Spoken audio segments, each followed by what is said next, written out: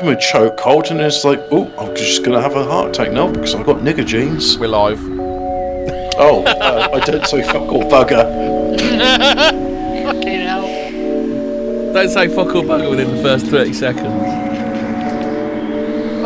Oh, the other words what we just said. God damn it. Maybe give him some warning next time. It's fine. I might have mentioned... I could have given you a I bit might have more mentioned the warning, war once or twice, but I got away with it. Yeah, I think you've got away with that one. Skin of the teeth. Yeah. You know. Instant ban.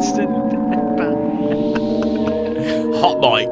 Danger. Remember. Danger, Will Robinson. Danger, Will Robinson. Remember, YouTube doesn't like you say naughty swear words in the first. Can you make the theme tune a bit louder, please? God, it's just going over and over again. That's your end, Hobbit. Wait, is the theme tune not even finished yet? What do you mean it's my end? You're watching YouTube, you fucking dummy. Oh, Jesus. Okay. All right. Well, I didn't hear the bit where I said the thing at the beginning with the words we don't say on YouTube. Beep. The fluff. Yes. When you fluffed, Hobbit. Yeah. Those words weren't heard, so I think we got away with it. That was confusing. I think we should have called this episode "Danger, Will Robinson." Danger, Will Robinson. Normally, when we do one of these, by the way, hello everybody. Normally, we do one of these things, and there's like a half a minute delay between what we say and what the stream hears. So I found that unusual because it was literally just like a few seconds delay. So, guys, you are hearing this almost live. Evening all, and welcome to 14 Words. Yeah. And this time, we're not talking about the band Golden Earring, are we, Hobbit? No, well, they did do a song called Radar Love, and that is, a song about radars. And how some people love radars. Because I got caught out, I haven't got any beer, so I'm going to go and do a beer run, and I'll be back in a sec. Oh, okay. You're going to KFC? Well, not quite that long. It's not going to be a Brutus level 30 minutes. Oh, it's just going to be me nipping downstairs. Could you get me the double down? Yeah. Triple down, man. Triple down. Yeah. But so KFC stopped doing the double down. But Cobra is like, he's going to get over it. It's all right. He's not. Wait, hang on. No, this is 14 Words. It's not Country File. I did a video. I'm going to go on my channel. I'll post a link to it, and you guys can watch it before or after, during. Instead, whatever you want to do, you can do it. The video is 19 minutes and 52 seconds long, but really the crux of it is about 10 minutes. Right. So what this was a thingy about the 5G, they're spying on you with the 5G, and that's true. So thank you for coming to Fortean Words today. Ending the show right now, yeah. Bye, guys. See you. Yeah, he comes back and the show's over. There we are. Yeah, that's it. Hemi, we've done the show now, so we can wrap this up. Yeah. They are spying on you with 5G, and the reason Huawei lost their contract in the UK was the UK government was like, so Chinese government, Huawei, and definitely not the Chinese government. What guarantees have you got put in place that you've not put back doors into the spying technology, which we're going to use to spy on the UK citizens? I have changed the deal. Pray I do not change it any further. Is it like that? Yeah, and then the Chinese government, Huawei. Oh, speaking of which, tonight's show is brought to you by Asahi, because that's the beer we got. Oh, okay. I was just thinking about Asahi the other day. Oh, is that how you say it? Asahi, tomato. Asahi. It really is what... It really is what... It sounds like someone sneezing. Why would you name your beer after someone sneezing? Asahi. Asahi. I was literally thinking about that beer this morning and how I'd like one, but then I drank some London Porter instead. Well, if you get around before the end of the crate, you can have one. Oh, cool. I might bring up some hooky with me. Yeah. Although not much because I'm poor. Okay. So, I will bring some. But yeah, I did the video, and Huawei lost the contract because they were saying to the UK government, like, well, we're totally going to spy on you, but what choice have you got? And the UK government where's the Yanks go? Hey, relax, guy. You can trust us. Yeah, and the UK government's like, well, fine, we'll just pay 10 times the price to have the Israelis. I mean, the US government spy on us with Intel. Yeah, and so that's what they're going to go ahead with the future of 5G in the UK with. It's not specific. It's okay when the Americans do it. It's okay when the the US do it, because they're trustworthy.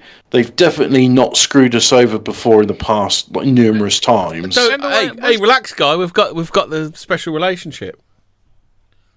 Yeah, the special relationship of you better pay up for that Lend-Lease agreement. We're still not paid. There was 2 Lend-Lease agreements. By the way, Germany never had a Lend-Lease agreement with the US government because they lost the war. So they were given billions in reparations, and we were given a bill, because that's what happens when you win a war. You get a massive fucking bill from your so-called allies for about everything you broke. Yeah. There's compound interest for all those bullets you fired. Yeah. Thanks, guys. Suez. And, we were made to give the Suez back by the Yanks, weren't we? That was one of Adam's bugbears, wasn't it? Yeah. In general, we should have lost the war as well, and then the US were giving us billions of reparations. And then Mr. Lyons, instead of going and propping up Volkswagen and saying, look, this is how you run a car company, they could have gone to British Lane and say, look, this is how you run a car company. And instead of everyone going the VW Beetle's the best car in the world, they could have gone, the Morris Marina's the best car in the world, and they'd still be making it in Mexico until 2003. The Morris Rockbox. I'm not saying things would have been better if we lost the war, but also I'm saying it was a bit of a Pyrrhic victory, wasn't it? But this isn't about.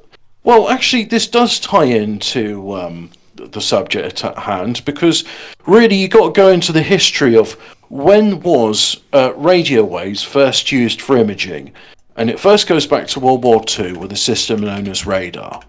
So radar, the US Navy coined the term radar. It means radar. It means radio acquisition. Radio distancing and. Oh, I don't remember. But guys, look, scroll up a bit. There's my video. I did it. I went into much more detail about it there, and you can basically just go, oh yeah, Hobbit was really quite coherent in that, as opposed to the stumbling regard we got now. In summary, can I just read a story from 2021 quick? Humiliated fact-checking Snopes suspends co-founder busted or fake news plagiarism. The fact-checker Snopes has been outed for lying to its millions of readers, which will make it fake news. No. This is from. I think we must have covered this back in the days from 2021. I heard somebody else the other day referring to somebody that was debunking something. It's literally Snopes got him. So, we're not the only person that have a bugbear with. While on subject, what is a bugbear? Because hold on. How about this one? Did a police radar gun almost cause a missile launch? Have you ever heard this one, Hobbit? This is from Snopes, so it's facts. It's triple locked fact check. Austin Allegro, best car in the world. Yeah. Princess gang. But but all the wheels are the same size. I think that would be a better Princess. I would like a mini metro, and I saw one last year at the same time I was buying my They're fucking crazy money. They're everywhere at the minute, mini metros. Right? No, that's I don't know what happened. Like suddenly, like everybody and their mother decided I want a mini metro, and so last year I saw one with 37,000 miles on the clock, runs, has an MOT, £1,000, and now they just like going. It's like it's the next like mini craze. Like people is like, well, I can't afford a mini because they're selling for £8,000, so I'll get a mini metro, which is the next. The mini metro is more advanced than a mini, but So do you want this? like Do you want the this mini. fun? Do you want this funny? Yeah. So Snopes is giving Yeah. us examples of this total non-story. A report has revealed this is what Snopes like to do. They like to go, this thing that we're going to lay out here, that's not true, and then they say that at the end in small print. So these are the examples. Funny enough, Wikipedia does a similar thing about. I was reading about Geoffrey of Monmouth the other day, Yeah. and they were saying, "Oh, his History of the Kings of Britain is fiction and inaccurate," and at the end they were saying, "Oh, Probably actually, is, to be honest. no, you go away, Snow." But Brutus would not tell me a lie. At the end of the article, they said, actually, it turns out what Geoffrey of Monmouth did was take many historical sources and weave a coherent narrative with it. And that's important, right? You get a bunch of like sources which tell a similar story and you weave them together. Like, here's numerous accounts of Merlin. So it's based on a true story. It is based on a true story. Speaking of that kind of stuff, like my nan always told me that apparently there used to be a tree in the middle of Cardiff, I think. Oh, and this tree apparently was planted by Merlin, and if it was ever chopped down, it'd be bad for Wales. And then they chopped it down. Oh, they like doing Just put a stuff road like on that.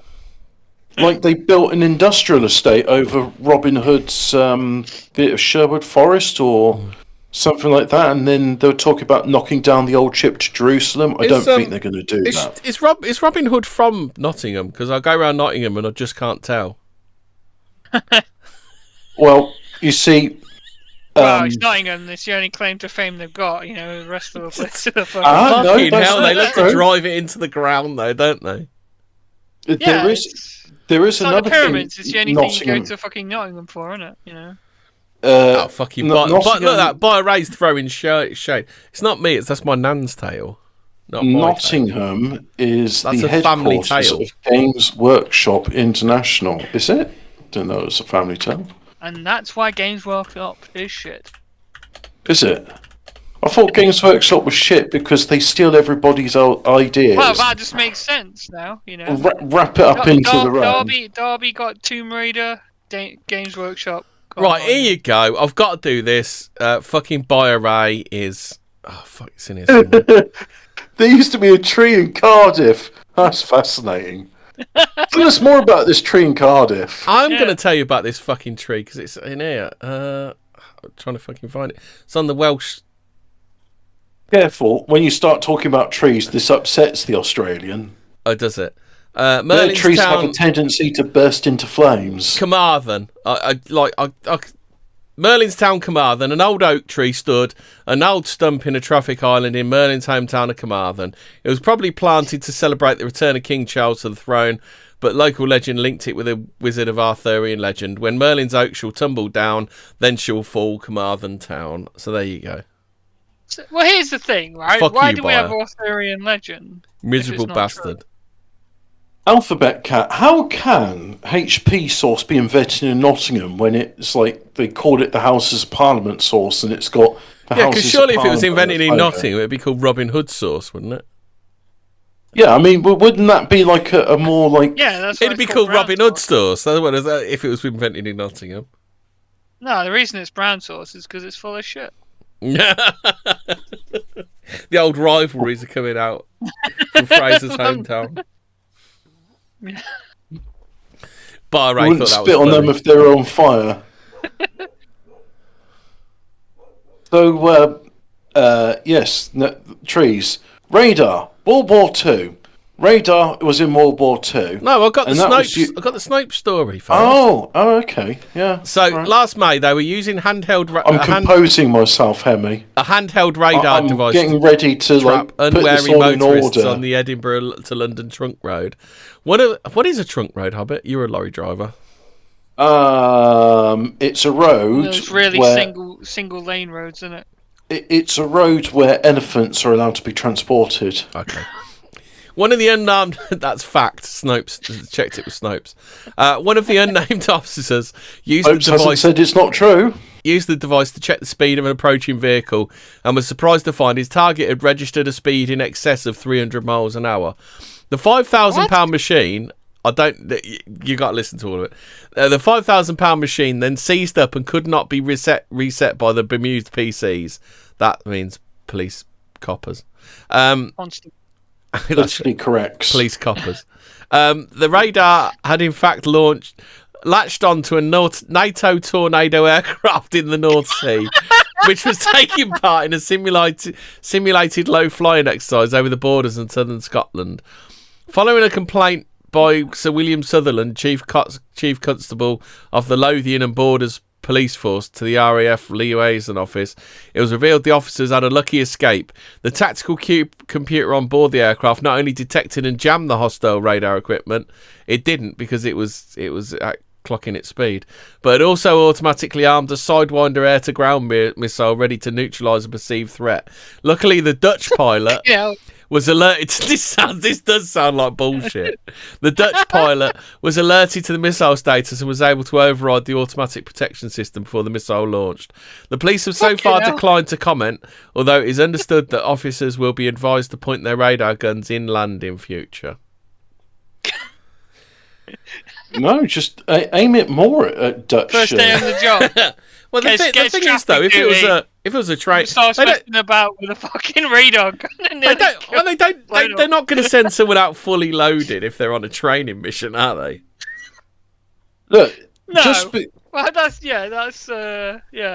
Look, these Dutch fighter pilots think they can go over our airspace and not observe the highway code. Ignorance of the law is no excuse.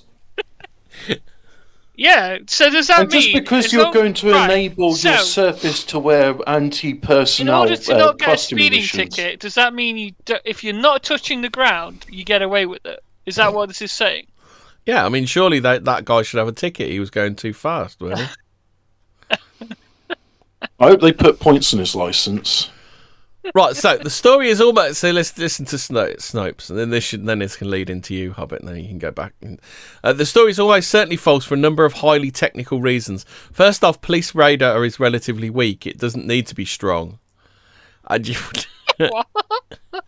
It's a weak radar? Don't know. Does this sound like science to you, Hobbit? Yes. That first bit I agree with, right? Because... Yeah. You see, aircraft radar, you want it to be quite strong so that aircraft which are far away, you can see on the radar. Yeah. Whereas, like, radar the police use, generally, they're line of sight, and you're using them on targets which are, like, no more than 100 yards away because that you want an accurate reading of their speed. Yeah. So, so far, no objections, Your Honour. Next, a number of different radar types, pulse, continuous scan, Doppler and so on, are used for different purposes. Doppler radar is used for tracking the speed of an object, whether it's a moving automobile or a particularly threatening thunderstorm. Pulse units are used for aerial and naval navigation as well as military applications. In the latter case, their on-off nature makes it slightly more difficult for an enemy to identify their source.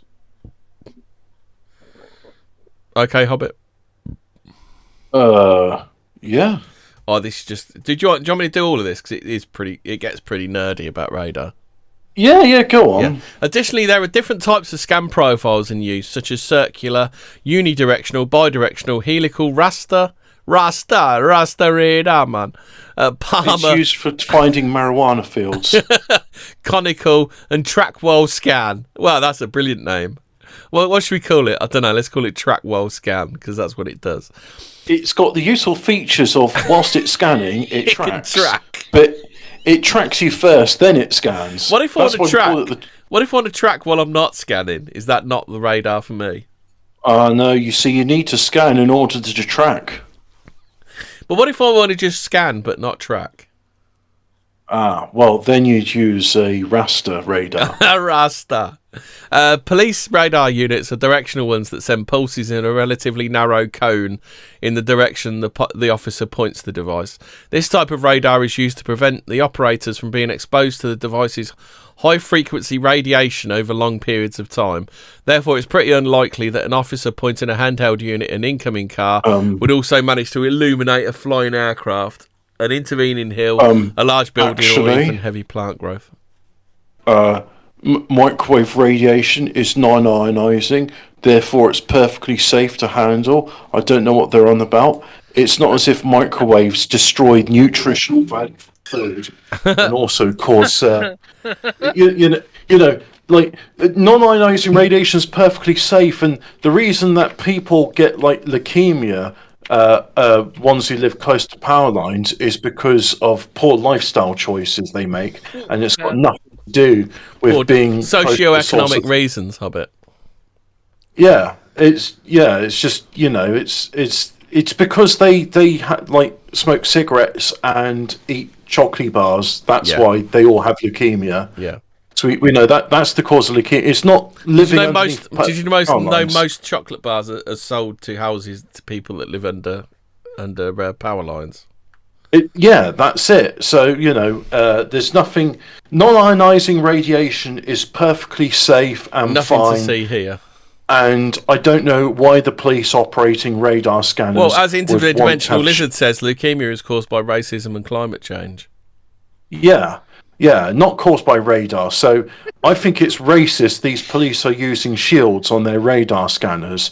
I mean, what do they think's going to happen to them? They'll like spawn another head or grow a fifth. Look at Ray. He knows nothing. You better mention early radar, aka those giant metal ear thingies. Look at that, look. What a thicko Bio-Ray is. He doesn't know what they're called. Well, he's on about the echolocators, which they also made like the concrete ones. Those were done in World War One. Is that like Arecibo? Or is that something else? Well, that's a parabolic dish. Right. So in World War One, they had this idea of if you make a reflective surface out of concrete or metal, and parabola, or I think the other term is called a Callisto. Parabola. Callisto curve.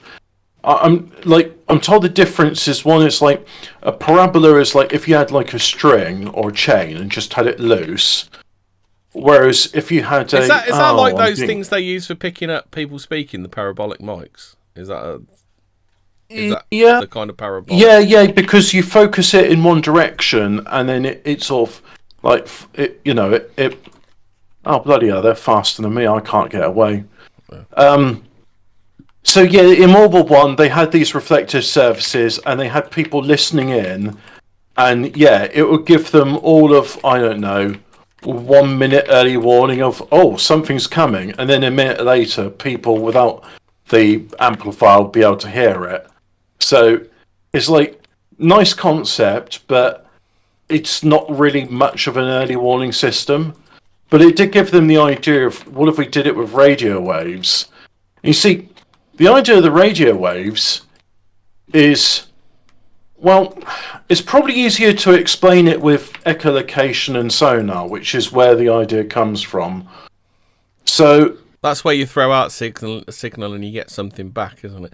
Isn't that like ground penetrating radar does a different thing, isn't it?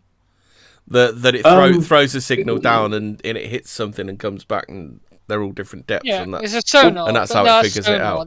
That's sonar, okay, though, isn't it? Right. So echolocation and audio version of it, sonar, is probably the easier to understand. You send out a ping, which is just a tone of noise, and then you listen for the echoes as they come back. And how did they figure out what ping to use? Because surely, if the ping isn't right, you're going to get stuff that you don't want, aren't you? Well, you do different sorts of pings, don't? So they figure it, like some carry better and water than others, and also it also depends on the sort of technology used. Like I'll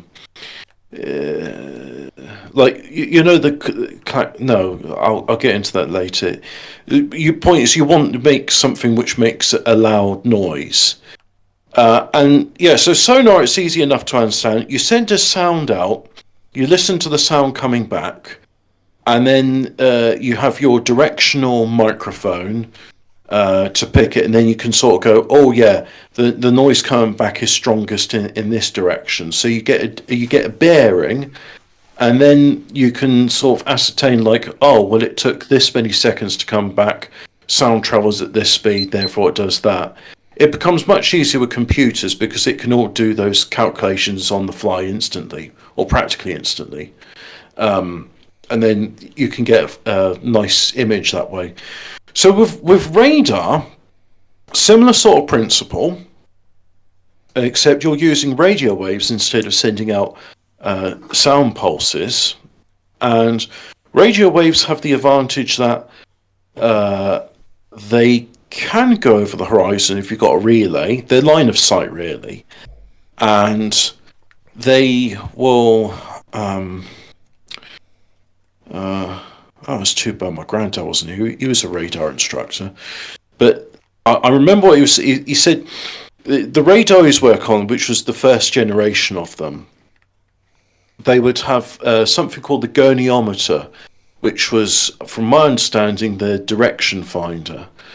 And he would tune it in to a certain bearing, and then he would have on the oscilloscope, he would have a green phosphor pulse on it, and he described it as it's like looking at a field of grass, and occasionally there are spikes which stick out in that field, and those spikes, you'd see them going from one direction to the other. If they're coming towards you, they go from right to left to right. I don't know. I've never used one. So it's a bit like Dozer in the Matrix, then, where he's looking at all this stuff come down. Yeah. So the very early sort of radar systems that you had to have like men. I suppose women could do it, but the RAF employed men, and they were doing ESP experiments on them because what my grandfather and the other early radar operators were able to do is they were able to, through ESP, deduce a signal from the noise. Imagine you're looking at this field of grass and it's all flickering about. And occasionally you see a spike and you see it moving and you go, that spike's not background radiation, that spike is an object. Do you not think it's more like a CNI drawing? You know, where some people can do it and some people can't.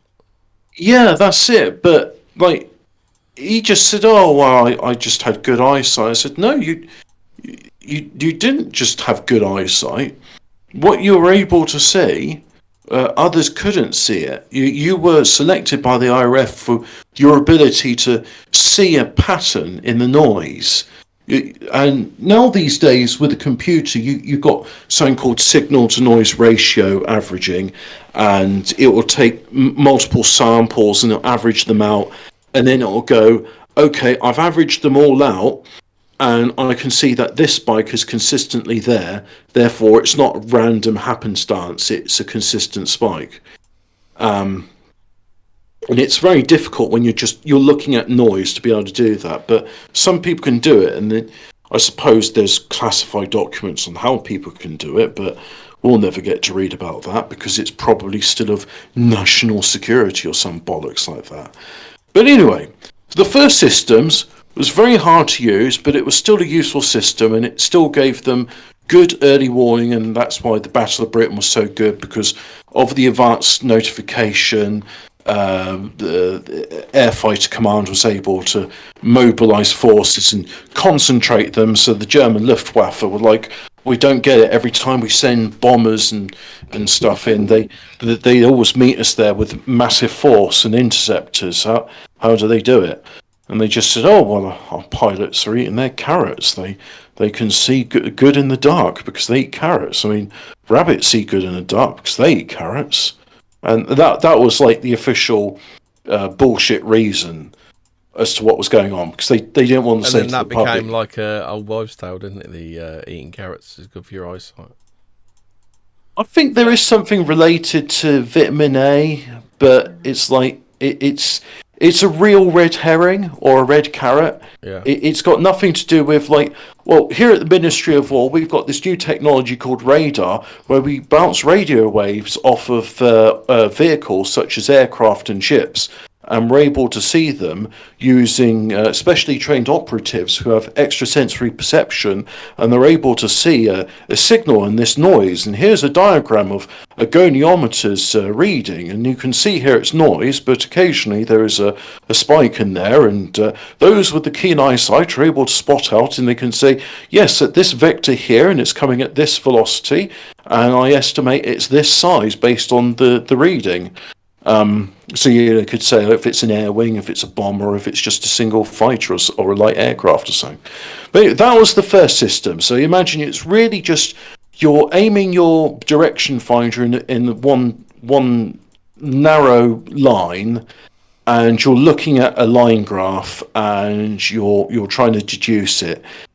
Later on, because you see that the Amy's Type 1 was also called chain home radar. So they would have one pulse come out, and then they'd have a bank of radars, which were all fixed and stationary, pick them up at one point.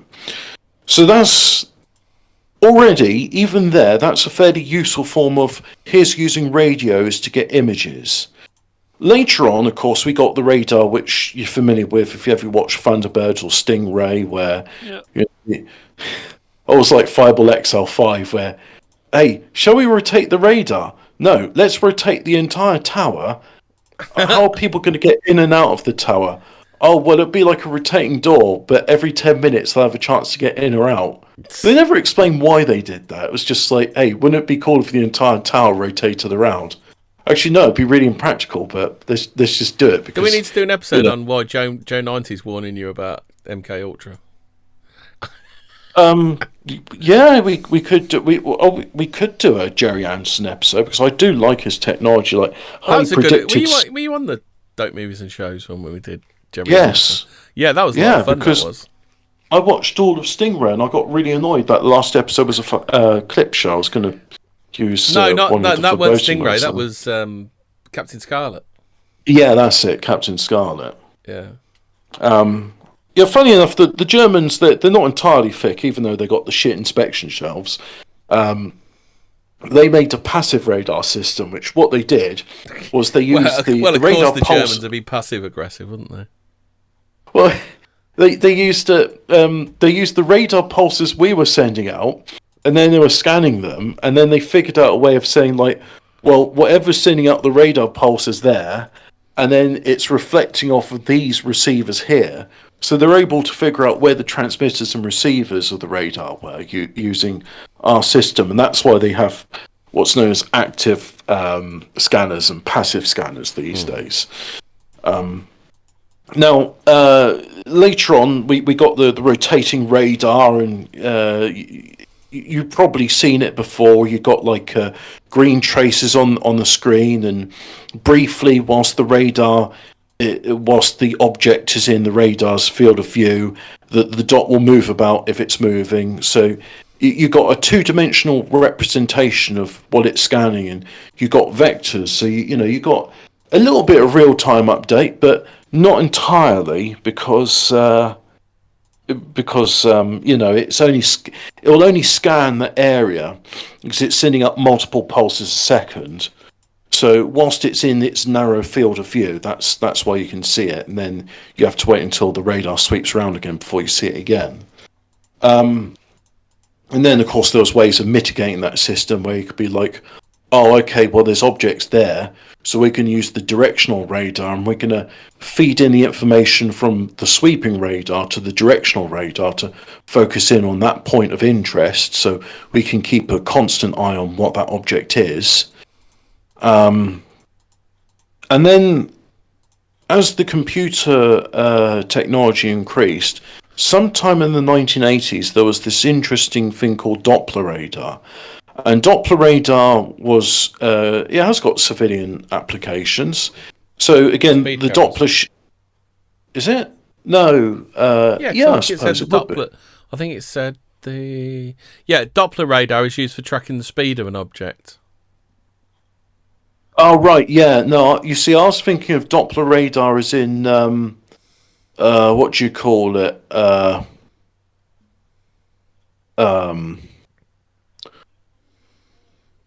No, what I was thinking with Doppler radar is it was used by not just air traffic control but the meteorological office to scan clouds. The nice thing about water is it's actually it's reflective to radio waves. Not so good if you're trying to listen to shortwave radio and it's overcast and your signal's gone. What does Snopes read like some snotty kid debunking something on 4chan? Well, because you know the sort of people that write for Snopes are. How about this one? Thus, the tornado in question was most likely being painted by multiple radar stations at various airports around the UK, or possibly also from the continent. A puny police traffic enforcement radar signal wouldn't even be noticed in all the noise. Apart from the sort of snippy way they're describing it, that is actually correct because imagine you got like massive. It's more like the adjectives they use, like puny, a puny police. Like it's very passive aggressive. The way I describe it is, imagine you're at a football stadium and you've got the floodlights, and the floodlights are so powerful you can see the football on the pitch. And imagine you've got one of those crappy, like eBay, it cost £3 LED torches. You know the one I'm on about, and you turn it on. Well, you are illuminating the pitch with your little torch, but you're not going to see it underneath the floodlights, are you? Because those floodlights are way more powerful than your little torch. So I assume that we're saying that radar tracking is a thing in airplanes. So is it just a warning thing, or is it actually they can figure out that something's got locked on? Well, it's much like having a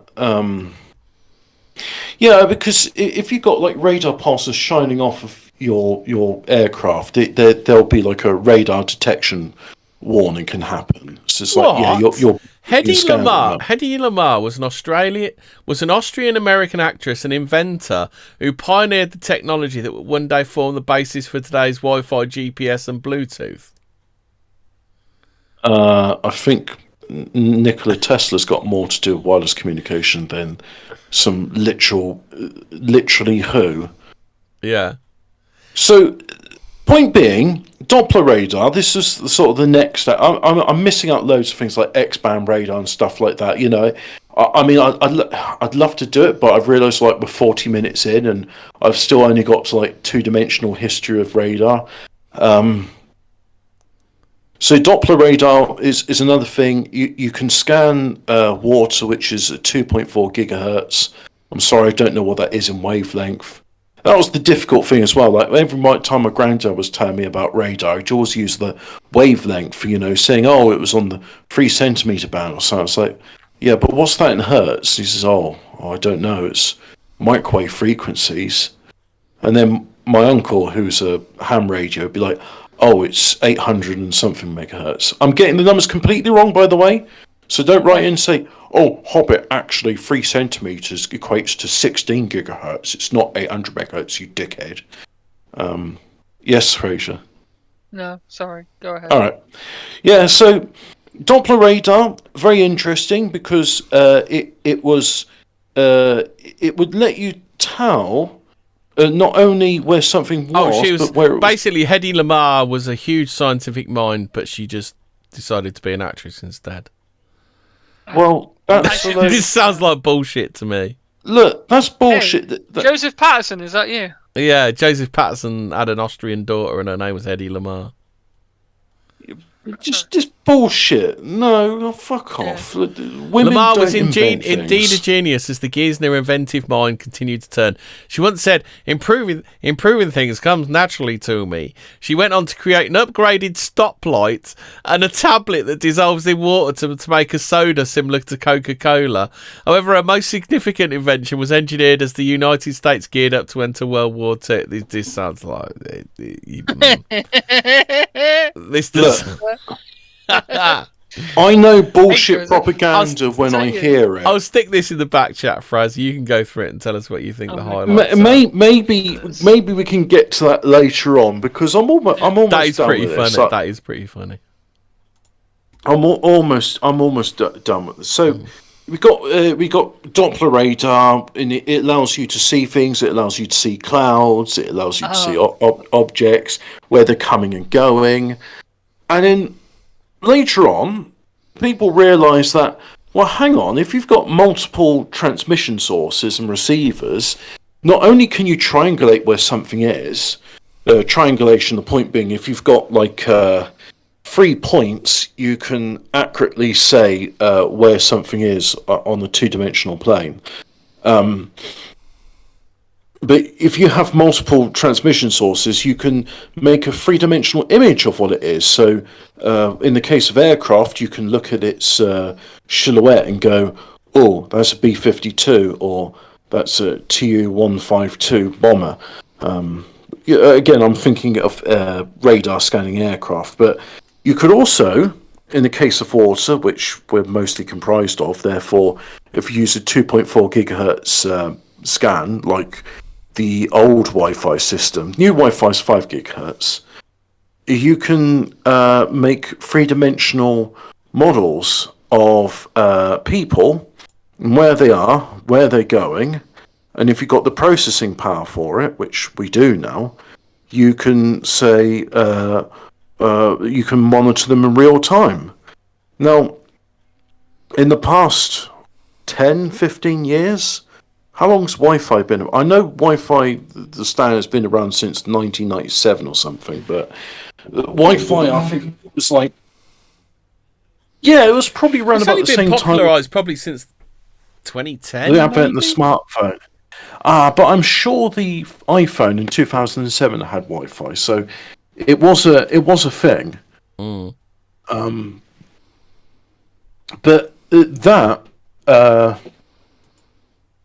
of course, a lot of people said, "Oh well, you know, it wasn't very clever of them using a 2.4 gigahertz band because that's just going to be absorbed by water, and that's why later on people went to, I think it was 802.11g, which was the 5 gigahertz standard, which is better. And why didn't they just use that in the first place? 5G doesn't penetrate as well, does it? No, no. 5 gigahertz and 5G are two different things, and you're right. 5G doesn't penetrate very well because 5G is a very high frequency. How am I supposed to be cooked alive in my bed if it can't penetrate very well? Well, that's the thing. You see, it's not supposed to. But I was promised I was going to be cooked in my bed. But it's not very good at that sort of stuff because you need to. Well, hang on. You see, the thing about 5G, being that it's so high frequency, means you can get very high resolution images of things. And now, I'm getting into a bit of speculation here, but this is the thing, right? So you got a technology called MIMO. And I remember getting very excited about routers promising MIMO, which means multiple input, multiple output. It was this idea of like, well... did you know the US Navy are claiming the concept of radar? Yes. When they noticed the plane flying past the radio tower reflected radio waves. Yes. Yeah, I found the article. Do you want to go through this one, Hobbit? Because this is about the Wi-Fi radar. I want to get through my bit, and then we can read about stuff like that. So this bit is getting into speculation, right? But I think the push behind 5G is very high resolution, doesn't penetrate very far. That's why you need practically line of sight. And I always thought to myself, well, they're talking about using light LED lampposts to transmit, and that would probably be better than 5G because you need to have lampposts anyway, and you could have much faster transmission speeds through that, because essentially it'd be like fiber optics. Instead of laying cables everywhere, you just have this flickering light, which is flickering so fast it's imperceptible. By the way, all of our street lights are flickering because they're at 50 hertz here in Europe and most of the world, and 60 hertz in North America and parts of Japan. That's because AC is 50 hertz. Yeah, it is. But anyway, if you flicker this light like they do flicker light in fiber optics communications, you can modulate signals. Can you like in theory get rid of the flicker so you'd have something that cancels out the sine wave, that does the opposite to the sine wave, and then that'd cancel it out, wouldn't it? Or would it? Well, most people, the 50 hertz flicker is imperceptible to them. I mean, there are some people used to get headaches from fluorescent lights and LED lights. But most fluorescent lights must be slower because you can feel the flicker of those. Well, you can certainly hear the flicker on them as well. So 50 hertz is quite audible, and 60 hertz has got a different tone to it. But the LEDs, point being, is they all flicker. The incandescent lights flicker as well.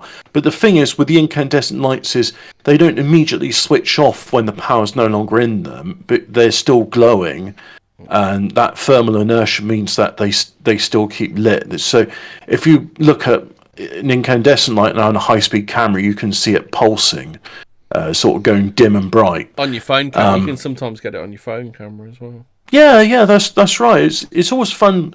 Look, when they got the cameras and they got like computer monitors in the background, and I find that LEDs a lot worse than fluorescent. Yeah, because they're much faster with their flickering, and really what they should be doing. This is just a bit of an aside, but if I was like King of England instead of King Charles III, I'd make a decree saying, right, well, and we've had the same your sausage. Well, if you were King Charles III, first thing you do is hide your sausage fingers in any royal portraits. And the second thing I'd do is like, I'm sorry about Jimmy Savile. He was a mate. I didn't know what he was up to. I disavow what he did. And moving on. Right. So I am King Hobbit the First, not Prince Charles, King Charles. And I've got a decree. And I'll be like, right, IAE and UK City and Guilds electricians hearken onto my royal decree. You're going to have a new voltage system. We can consult with some electricians. I quite like the idea of it being 12 volts. I was talking to my dad, and he said, no, 48 volts would be good. And I said, well, why is that then? He says, well, 48 volts is about as high as you can make it before it's dangerous. And if it's higher, then you need less current to do things. So I thought, okay, yeah, that makes sense. Because nearly all devices in your house, apart from incandescent lights, maybe the fridge and the Hoover, they all run on DC these days. And I think modern vacuum cleaners, they run on a DC as well, but they convert it. But yeah, because if you've got one of those cordless vacuum cleaners, that's a DC motor and the thing. So the fact is, 99% of all electronics these days are running on direct current. Obviously, don't make direct current because of its transmission losses. So have alternating current to your house. Still have the 240 volts because legacy systems, it's very useful.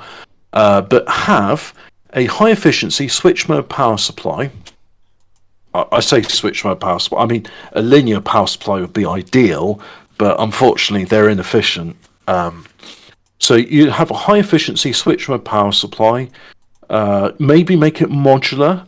So you could say to people like, look, here's a 5,000 watt system, but if you've got like two large computers and multiple screens and stuff, you may want to have an additional one. You know, there'll probably be options like, here's a 15 kilowatt, here's a 20 kilowatt. Oh, you've got a car as well. Well, here's one which does the electric for that. But that's a different thing. Point being, I would decree a 48 volt DC system.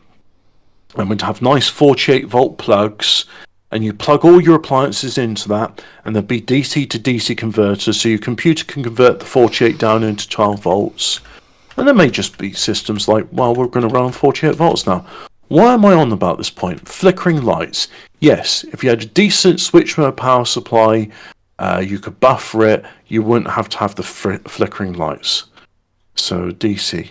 This has got nothing to do with radar. Why were we talking about DC power supplies and, I don't know, you started electric? Oh, that's it. Flickering lights. Yes, flickering lights in street lights. The flickering that goes on in those lights, it's imperceptible. It would be going at, it would be not in the megahertz range, it would be in the gigahertz range. You can't see that. Even if you're like really sped up on like a serious like space methamphetamine, you will not see the flickering of. And what's that substance they had in Judge Dredd? It's like they took a whiff of it and then everything went super slow-mo. That drug. You watch the Judge Dredd, the one with Carl Urban, doesn't take his helmet off, and he takes it. They take a whiff of that stuff and they get like slow-mo and like there's, I'll be able to take on Judge Dredd, but he's actually really fast and he's faster even than their sped up reflexes. Point being, you're not going to see the flicker. I thought that would be a superior system. Yeah, it would be a superior system if your intention was data transmission and doing it cheaply, because it's like, well, everyone's got to have street lights. Eventually, the street lights, you've got to replace them. We'll upgrade them to these new wireless fiber optics, is what I'm going to call it.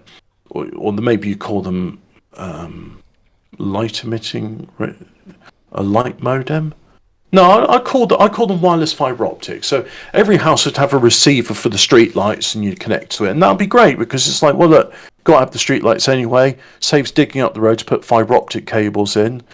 It's great, but no, the new system. I mean, obviously, places aren't being laid with fiber optic cables. I've got a fiber optic cable. Is 5G, and it will do what I've said there, give people high-speed internet access, but it also has the advantages of being that it's a high-frequency, high-resolution microwave. It allows, and because it also has to have like advanced processors in it to keep up all the internet traffic, it allows real-time monitoring of anything in the range. So, of course, you'll have bright spots where people's mobile phones are because that's connecting to it. So you'll be able to do that. But then you could sort of say, oh, well, that's a person of interest. Let's scan them. So suddenly, the person of interest 5G-equipped mobile phone is sending pulses out, which works with the MIMO system, multiple input, multiple output, of the various 5G transceivers What's the volt in your drop street. like for DC? Well, it depends what sort of load you're putting on it. Because if you ever notice, like when you start your car up, like it will start at 12.7 volts, and if it goes below, is it 11 or something? Maybe you've got a dud battery.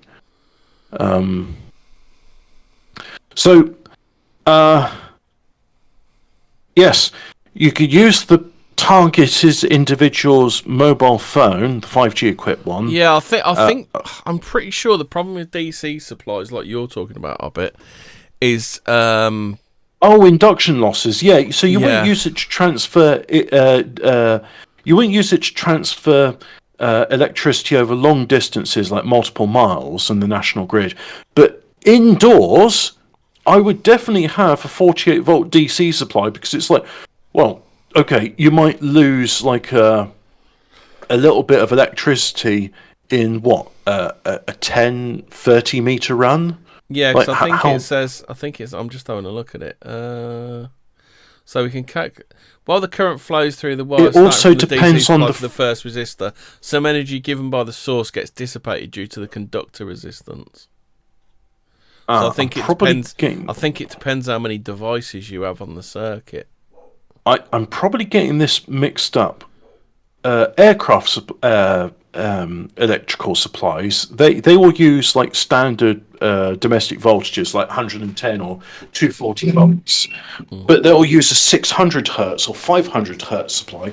And the reason being is the higher the frequency is, the less conductor you need to carry the current. It's quite interesting how that works.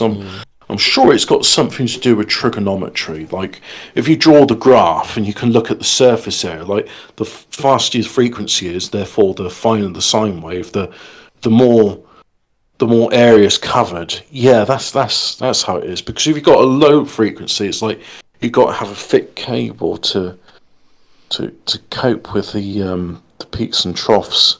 Yeah, because you need more current, because you have to draw more current whilst you're waiting for the next peak. That's right. Yeah, so if you got faster peaks, then you're not having to wait so long before you can draw full power again. But anyway, the DC in turn, I think, houses, not just houses, but commercial installations in the future, they should have a 48 volt DC supply. So they're doing a rough calculation. So here we're taking an example of a 100-foot power line. So for 2 lines times 100 foot, let electrical resistance be 1.02 ohms, 1,000 foot, and let current be 10 amp. So then the voltage drop would be 2.4 volts. What I'm saying is, rather than having all these wall warts with the cheapest shit Chinese switch mode power supplies in them, which all emit horrible amounts of EMF noise in pollution into your home, just have one high quality 48 volt DC power supply, switch mode power supply. You can have it in your fuse box, so you can have a Faraday cage around it to mitigate any EMF radiation. And then you've got DC to DC converters for all your all your home domestic electronics. You know, your PlayStations and what have you. I'm sure somebody could that'd be very interesting. Yeah, I would be very interested to see converting like existing electronics to run on that, because it's all configured to work for AC. But I think for personal computers, it could be very easily done. It'd just be like, yeah, here's a new power supply. You put it in place of the old power supply, and here's its efficiency. You know, it's like 99.9% efficient as opposed to 91% efficient for some of the high-end ones. Right, so back to radar. 5G, you can make three-dimensional images of it. You can do it in real time. If you've got a targeted individual, you can scan them using their mobile phone. You can, like an electrocardiogram, you can analyze the target's various electrical waves, like their breathing, their heart rate, their brain activity.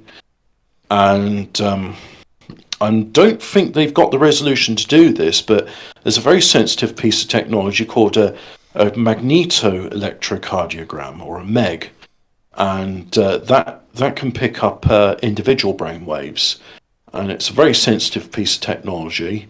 But I imagine in the decades to come, they'll probably figure out a way of making that something they'll put into these, whatever will replace the 5G masts.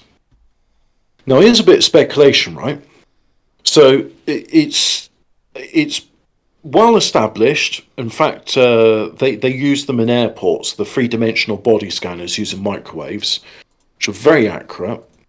And so, by the way, this is why whenever I go into an airport and get the option, I just say, look, just feel me up.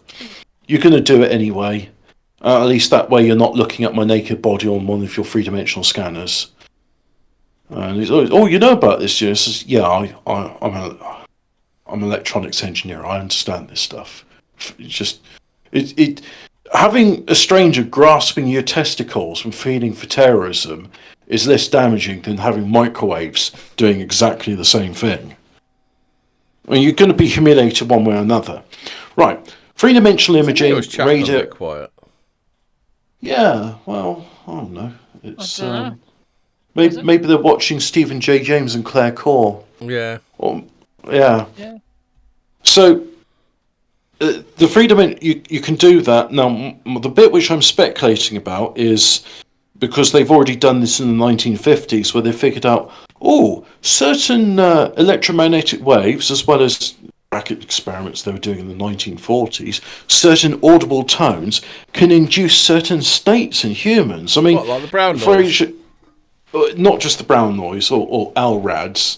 Do you remember the police state videos Alex Jones was doing, and they showed this? Well, they've done it outside shops, haven't they? That noise that drives off teenagers. Yes, teens in this case don't like classical music. Not that kind of teen. I think general teens. The high-pitched frequencies, which they're not allowed to do because it's damaging to people's hearing. It's like, yeah, you might not be able to hear the noise, but that's not good because it's still damaging your hearing. It's just better to play classical music. It stops youths, urban youths. It stops scholarly joggers from congregating in areas you'd rather not have them congregating. The speculation I have is that you can use the 5G to transmit thoughts into people's brains, emotions, states of distress or panic, cause them insomnia. You could do all sorts of things. I mean, you remember that Cold War technology, the heart attack gun, where they're using microwaves to cause people's pacemakers, not the artificial pacemakers, but the actual real bit of nerve endings and gristle, which is your pacemaker. Like, you know, when I say there's an artificial pacemaker and then there's the natural biological pacemaker you have. So it could be in the future, no, you won't be cooked in your bed because that would require a considerable amount of power, more probably than what a local 5G mast could do. But there could be enough power in there to sort of use the multiple input, multiple output antennas along with your mobile phone, which will have all sorts of clever sensors in it, including accelerometers, magnetometers, pressure sensors, gravity sensors, cameras, microphones. So that'll pinpoint where you are and where you're asleep in your bed. And then it's only just a case of just focusing those beams on your heart, and suddenly, you've had a heart attack in your sleep, or you've had an aneurysm. Oh, that's unfortunate. Or, this person's got schizophrenia because he's unable to tell that the voices he's hearing, they're not actually produced by his head, they're not a chemical imbalance. It's just someone's decided to fuck with him. So it's an interesting future we got ahead of ourselves. And I'll refer back to previously in the thing. I believe the reason Huawei lost the contract with the UK government was they were unable to satisfy the UK government that they weren't just going to use the 5G and for their own nefarious purposes. And the UK government was like, well, we want total control of it. And the Huawei said, yeah, we're not even going to pretend to honor your request. So they don't do that. So yeah, in conclusion, radar love. Governments love the radar because it will make the modern panopticon system. And I'm not saying you should Ted Kaczynski, because I'm certainly not going to Fed post on this because my name's not by array. Or is it Dietrich? Who's the one that... I can't remember. I'm not an Australian, basically, is what I'm saying. So I'm not telling you to Fed post. But I am saying that this technology is dangerous. It's very dangerous. And people probably won't believe it because they're like, well, that just sounds a bit too far-fetched. Yeah, but it's convenient, Hobbit. It is convenient. As the dead Kennedy said, give me convenience or give me death. I mean, I want to be in the middle of a city eating my my burger, and I want to have 5G so I can watch Pornhub immediately. Yeah. And then when someone says, "Can you please stop masturbating on the bus?" Have you seen Pornhub's been taken down in the state of Utah? Utah, yes, I have. In the state of Utah, it is now forbidden. You may not look at the Pornhub in Utah. Teenage pregnancy just went through the roof in Utah. So how Wi-Fi radio waves work? Did you want to know that? I think I just explained all that stuff. Did you say when Wi-Fi radio waves bounce off a moving object, their frequency changes? If, for example, a person is moving toward the Wi-Fi source, the reflective wave's frequency increases. If they're moving away, it decreases. Yeah, well, I've got something like when we, I should say, signed up to the new internet service provider. Yeah. They gave us these new routers. Routers? Yes, routers, tomato. And they do something, and I thought, I'm going to have to set up like an individual Wi-Fi network for each one. And it's like, no, they do this thing called a mesh network. So I have, this is going to be a bit doxy, right? I've got one in my study where the modem is, and that plugs into the fibre optics outside, and that beams its Wi-Fi radiation around, and then the GCHQ can see when I'm scratching my knob and or picking my nose, and then it sends the beams up because I got like fixed stone walls. Remember, when you're in front of your router, wank as often as possible, so the GCHQ have to see it. Yeah, and make sure to like lean over so that they can see your bogies too, and put that in the camera, and take your phone with you when you're in the toilet so they can hear when you're having a splattery fart. So the mesh network, Grunt one downstairs when you're shitting. Yes, one downstairs, one upstairs. Remember what we did to the Facebook moderators, Hobbit. Do you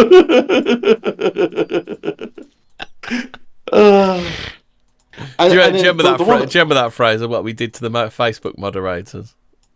No, what did you do? No, did you not remember that report? The Facebook moderators are all they're all black pilled to fuck. And there was that one he'd actually mapped out all of the routes to escape from his house, and everything just by moderating our comments. Like completely fucking red pilled, black pilled, every colour pill available. They had to do like in Fahrenheit 451. It's like, now you're not getting any subversive thoughts from those books you're burning. You're not reading them, are you? So, oh no, I definitely not have any subversive thoughts about how we're living in a totalitarian hellhole, and the people that we're arresting are saying things which sound, somewhat plausible. Their grievances aren't entirely unfounded. Yeah. I mean, no, I'm definitely just burning the books. Yeah.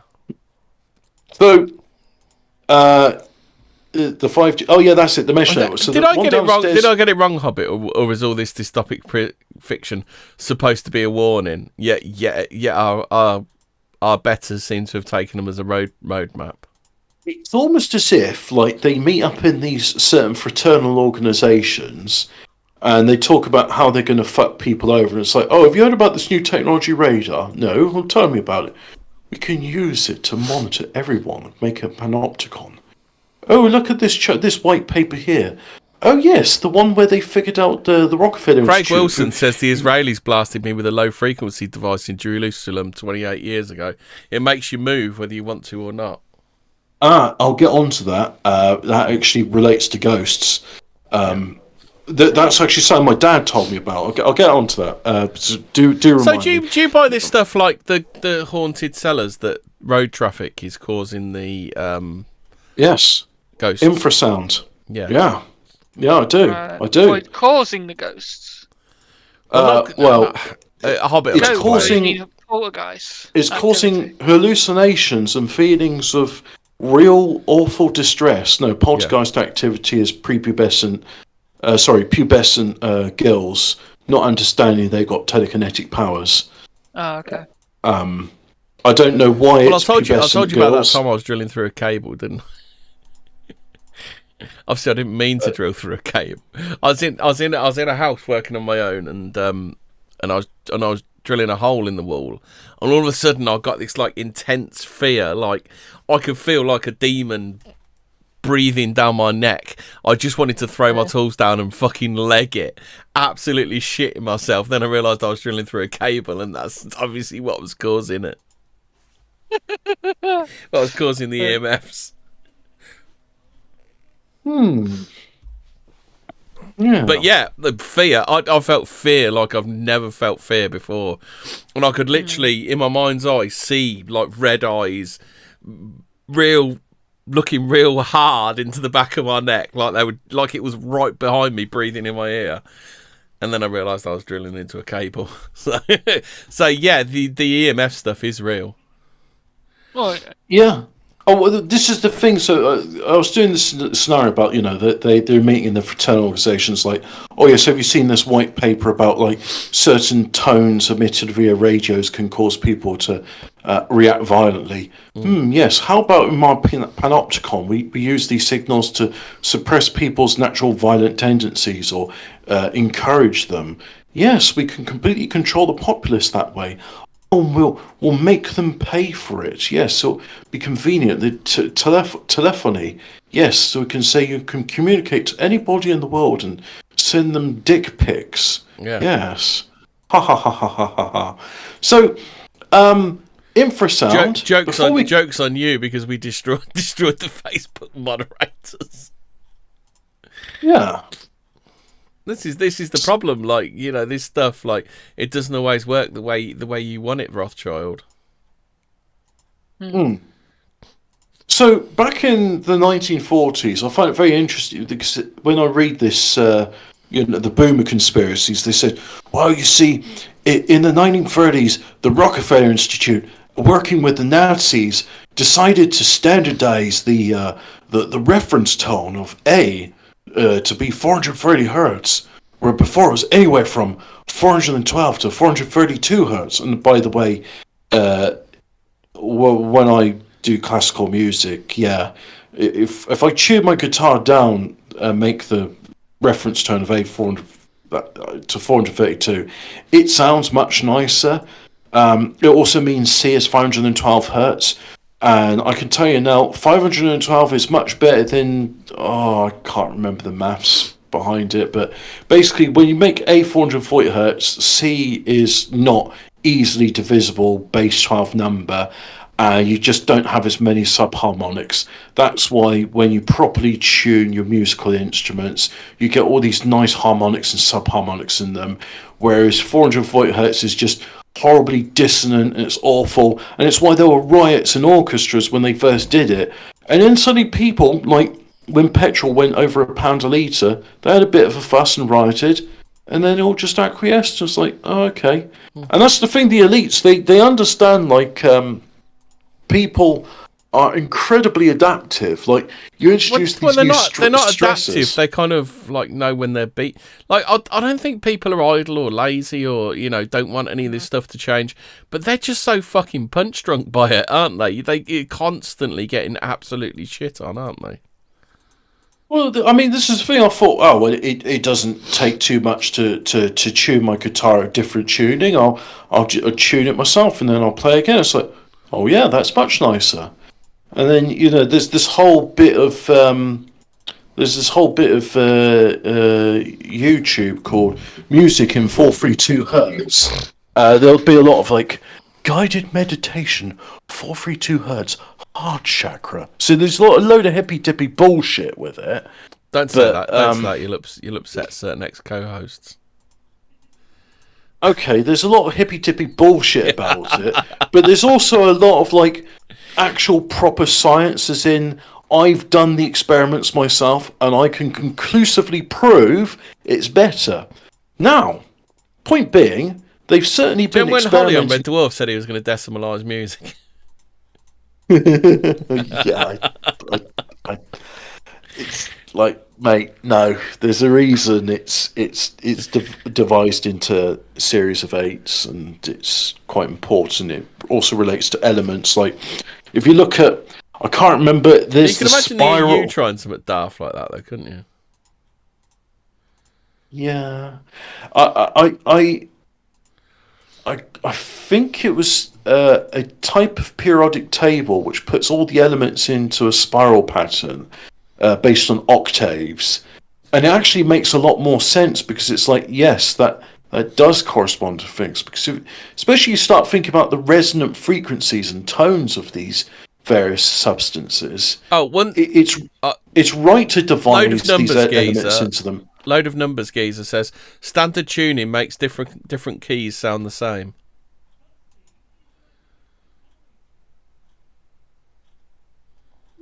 All you're saying there is like if you tune all your instruments in the orchestra to the same frequency, they sound the same. It's like yes, but that was the conspiracy. You see, the conspiracy was before people were using their own tones, and it just generally you'd find like I suppose the pianist or the harp or whatever, and you'd use that as the reference. Well, people and used the rest to use of the orchestra tuning forks, tuned and obviously when you bashing a tuning fork against something all the time, it's going to change, isn't it? Well, yeah. Yes, and also depending on the temperature and humidity of the environment, the tuning fork's resonance will change as well. Point being, it shouldn't be 440 hertz. It was a weaponized frequency. It was designed to be dissonant as possible. That's why it caused riots. With the CIA trying to get us, Hobbit. Well, it was back in the 1930s, so it was the Nazis and the Rockefeller that would have been Institute. The OSS, would it, Hobbit? The Rockefeller Institute. Oh, right.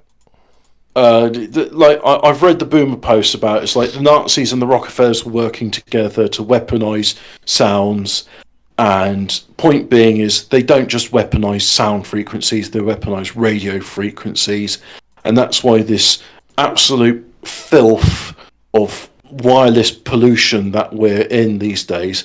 I mean, no wonder everyone's so tired and lethargic and miserable these days, is because you're surrounding this mass, and that's why people will look at this. I'm looking at this on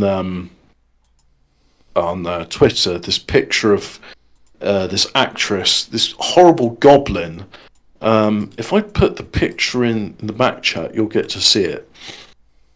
Point being, when you have multiple generations that are being subjected to weaponized frequencies and sounds, you get the current generation, I believe they're called Zoomers. They'll look at this disgusting creature and go, "Oh yeah, she's really hot." No, I don't think that'll ever happen. No, unironically, there are Zoomers. If you ask Stephen J. James, would you? You'd be like, "Yes, I would." She is the zenith of Zoomer beauty.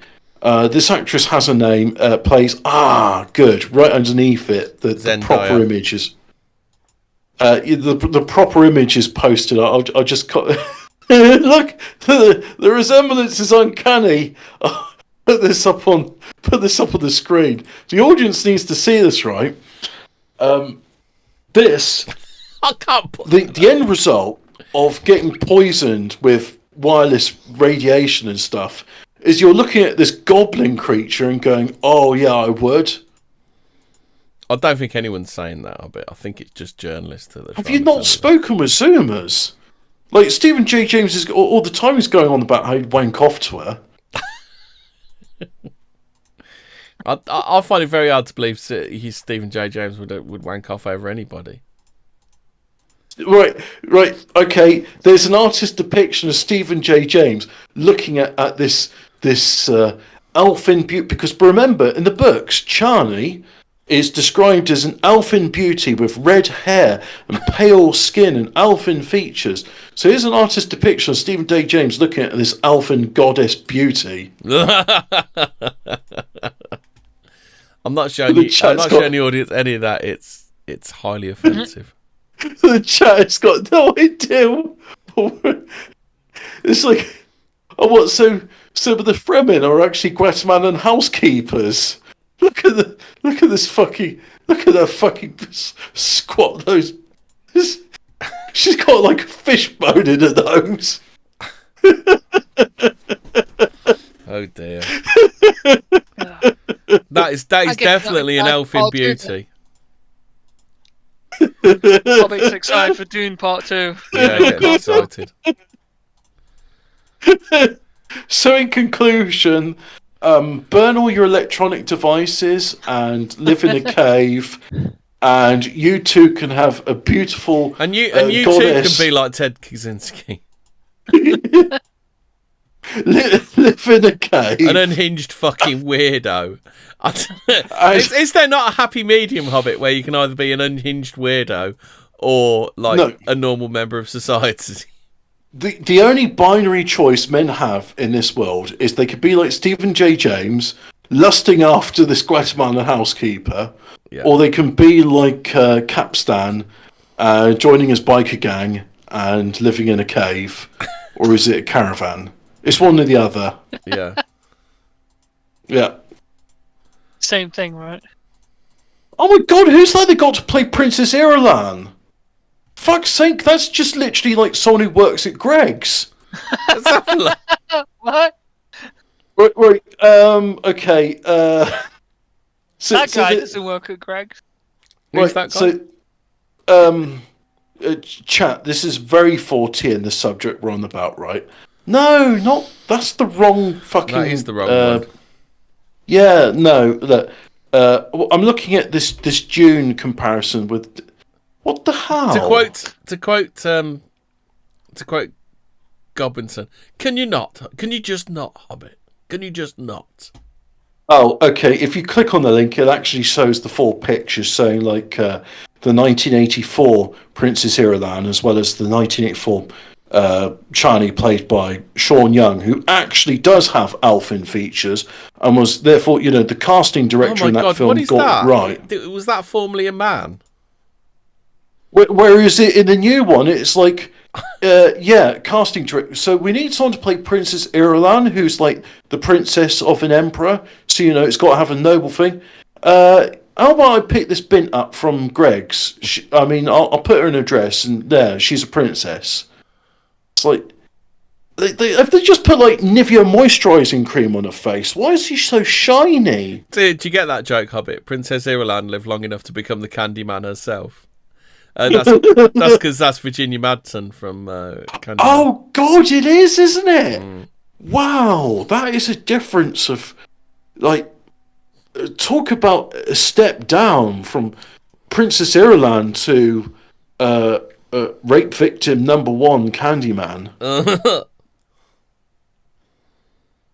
Yeah, I'm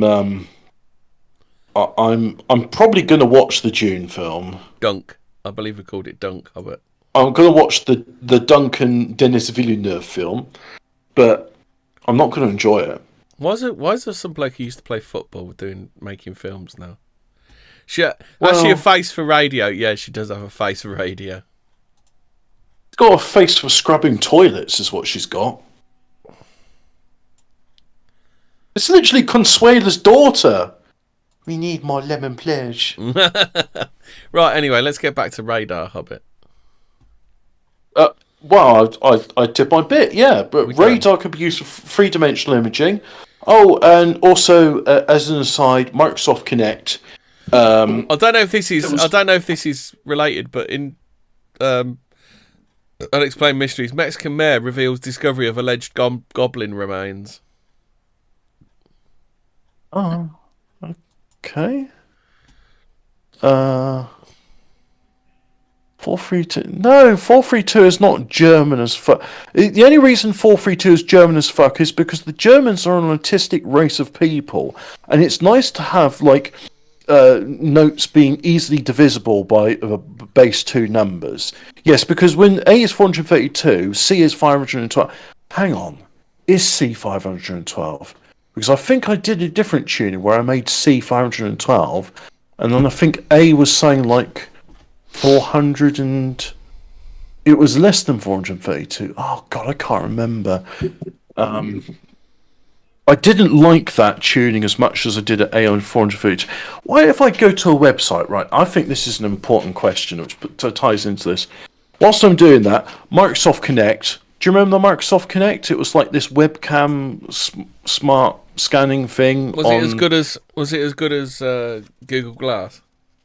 Well, the Wii had like the maracas, and you'd play fishing and tennis with it, and people were like smashing up their tellies by throwing the controllers into it.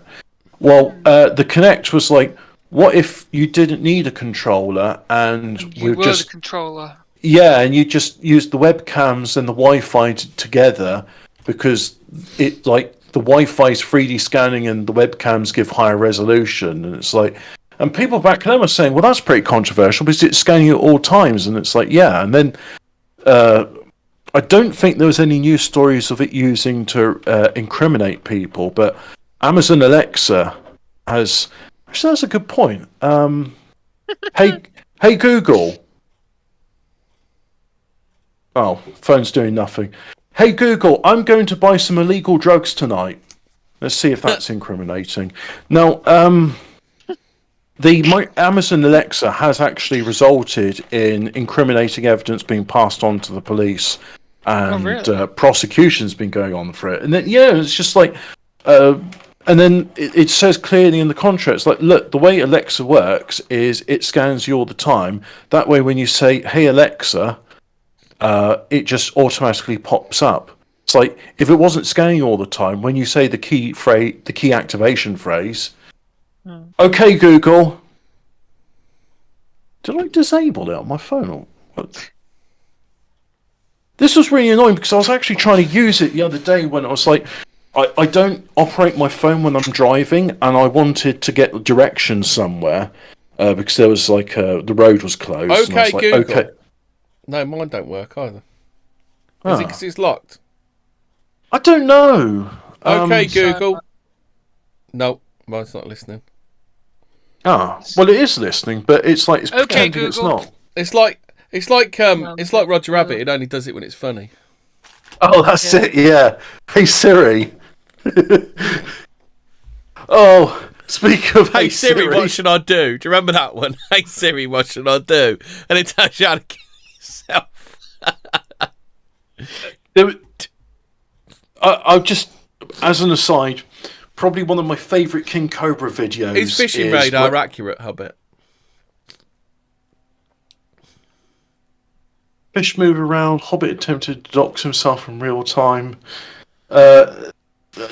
I've never used a fish radar, but I imagine it would be. I mean, you like ground penetrating radar. If you use a radar to scan a body of water, fish are going to reflect differently to. The problem with bodies of water and fish is they're mostly water, so you've got very little for the radar signal to bounce back on. I don't know. Well, you've got scales and stuff, haven't you? Like I think so.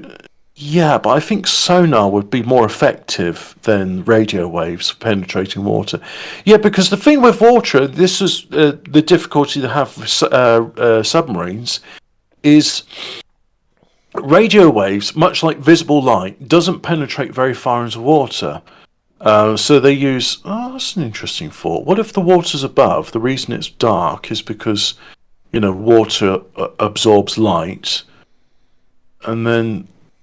But you've got stars in the light. I wonder what that's all about. No, because if you're looking at water from the bottom, it reflects back sometimes, doesn't it? Yeah. No, I'll have to think about that another substance, time.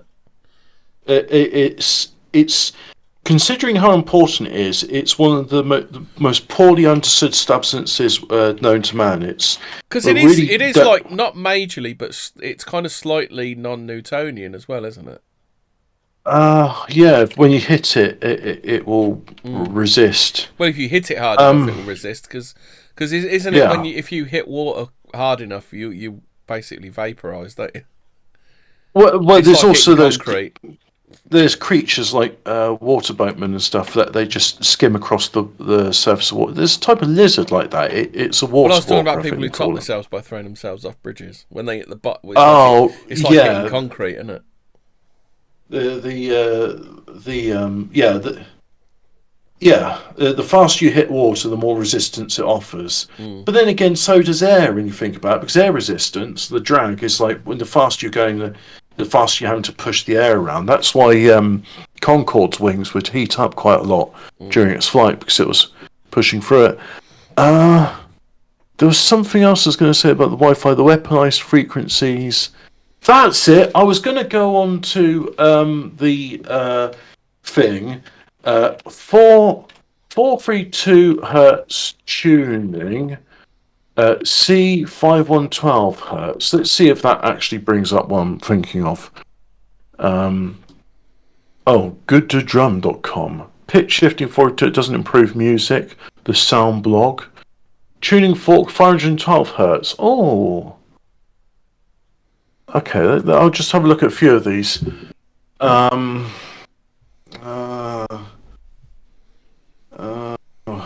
Right. What does 432 hertz mean? Many of our customers ask due to 432 hertz tuning. Not quite understand what exactly it means. 432 hertz is the frequency of the note A second octave, i.e. the gamma is tuned so that the A of 2 octave corresponds exactly to 432 hertz. Recall the standard is a system in which the A of 2 octave corresponds to 440 hertz. And then this is like doing a Snopes on it. Here we go. Myth number 1. Even in ancient Egypt and Greece, musical instruments tuned to 432 hertz as the bass pitch. Plato and Pythagoras wrote the frequency of 432 hertz. In those days, instruments being tuned by ear, so the number of settings was much more than 2. Also, it's not entirely clear what is the base of such generalizing statement that the number of musical instruments we used then compared to the number that's come to us and is not in tatters through the millennia. It's just insignificant to make such a comprehensive review. If we talk about ancient Greece and Pythagoras system, the system where the do note, do, 256 hertz, and all the others were calculated pure intervals, so according to the note, A is 426.7. Yeah, so that's right. So if do equals 256, then C, which is do, re, mi. Do, I can't. A female deer, ray, a golden ray of sun. I can't remember the next word. Me, I was trying myself. Fuck. I can't remember the words. I was trying to talk to some French musicians about tuning. And they're like, oh, we don't actually use the letter system in French. We use do, re, mi, fa, sol, ti, la. Far, a long way to go. Can you remember the rest of the song? You know that song. I don't know. I've never heard of it before. You don't know? Oh, you've never seen the Sound of Music, Hobbit? No, I hate it. When I hear it... Why do you hate it? How can you hate it if you haven't watched it? I hear... It's... Me, like, the name I call myself. No! Shut up! It's literally weaponized tones, and I leave the room when it's on. It's like Songs of Praise. When I hear the theme tune to Songs of Praise, how can you look like? I walk out the room. Julie Andrews is like Britishness personified. Bro, where is it? Do, a deer, a female deer, ray, a drop of golden sun, me, a name I call myself, far, a long way to run. Why'd you so, a needle bunny thread, la, a note to follow, so, tea, what have I done to deserve a drink with this? jam and bread. That will bring us back to do, oh. There you go, Hobbit. I hate you. So point being... You know I've got to trigger your autism at least once an episode, Hobbit. Literal weaponized frequencies, Why and you're wondering why I'm being triggered. About Julie Andrews is literally... Right. Julie got her Norks out in the SOB, whatever that is. I think we might have done 1 or 2 episodes about Disney and how they're so good capturing it. Sound of Music is one of the highest grossing films of all time. Alphabet Cat says yes. Well, isn't it something to do with how much the BBC paid for the film rights? I mean, that's why they had to put it on every thingy. Well, Carling Black Label is the most popular beer sold in the UK. Doesn't mean it's good. Just because something's popular, I mean, like the most popular car at the moment. What is the most popular car at the moment? Julie Andrews is the most British person that ever lived. She makes the Queen look like a commoner. I thought the 2 fat ladies were more British. Bud Light's fucked. Yeah, things aren't going well for Bud Light, are they? So the most popular car models in UK roads: Ford Fiesta, Ford Focus. Oh, Ian, if you're about, you can hop on for the end of the show if you want. third most popular is the Vauxhall Corsa, then Volkswagen Golf. I'm surprised about that. I thought that the Golf would be more popular than that, but Are all these Passats being bought in Poland then? All these Passats I'm seeing on the road, are they all being bought in Poland? Yeah, because I mean the Passat.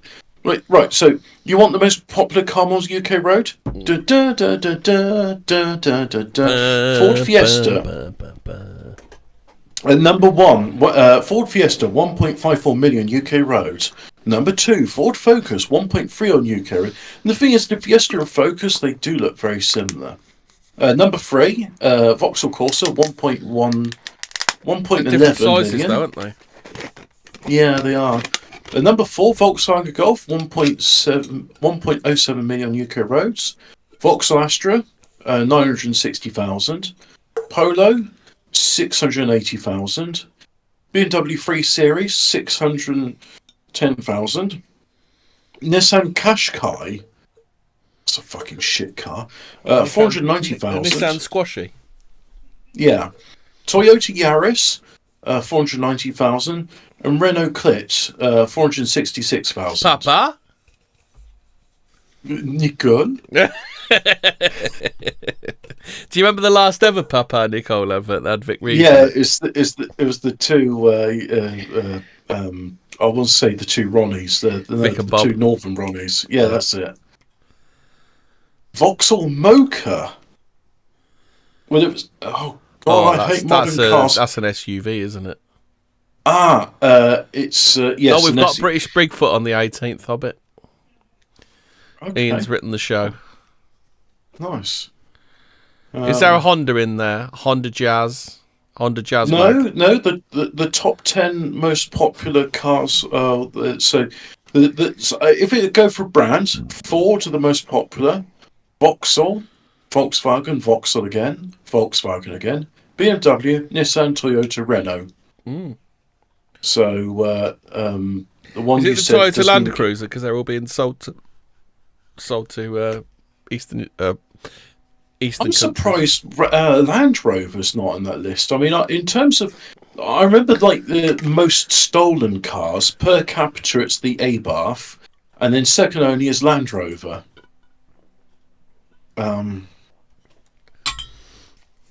Yeah.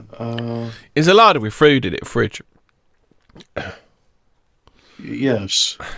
Do you know I can't remember what program it is. Well, but I watched a program where they got Brabus to custom a larder Reaver. Oh yeah, I saw a smart roadster that was customized by Brabus, and that was a model you could buy. But no, they got Brabus to do a larder Reaver.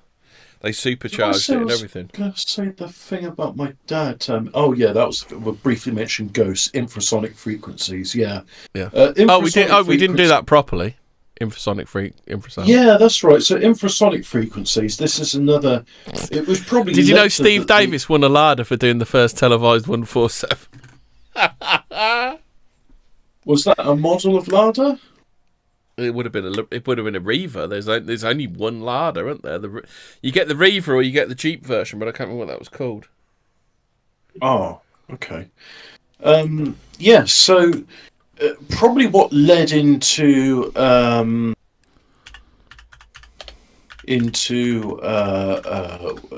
weaponizing sound and radio research was that. Certain places, there's ghosts. Oh, do you remember when they updated it? They did the Lada Samara. Do you remember the Lada Samara? I think the Neva is the Jeep one, isn't it? I quite like. Is it called the Daz or the Gaz Volga? Yeah. Oh, the Vaz. There were 2 million Vaz 2105s. Hmm.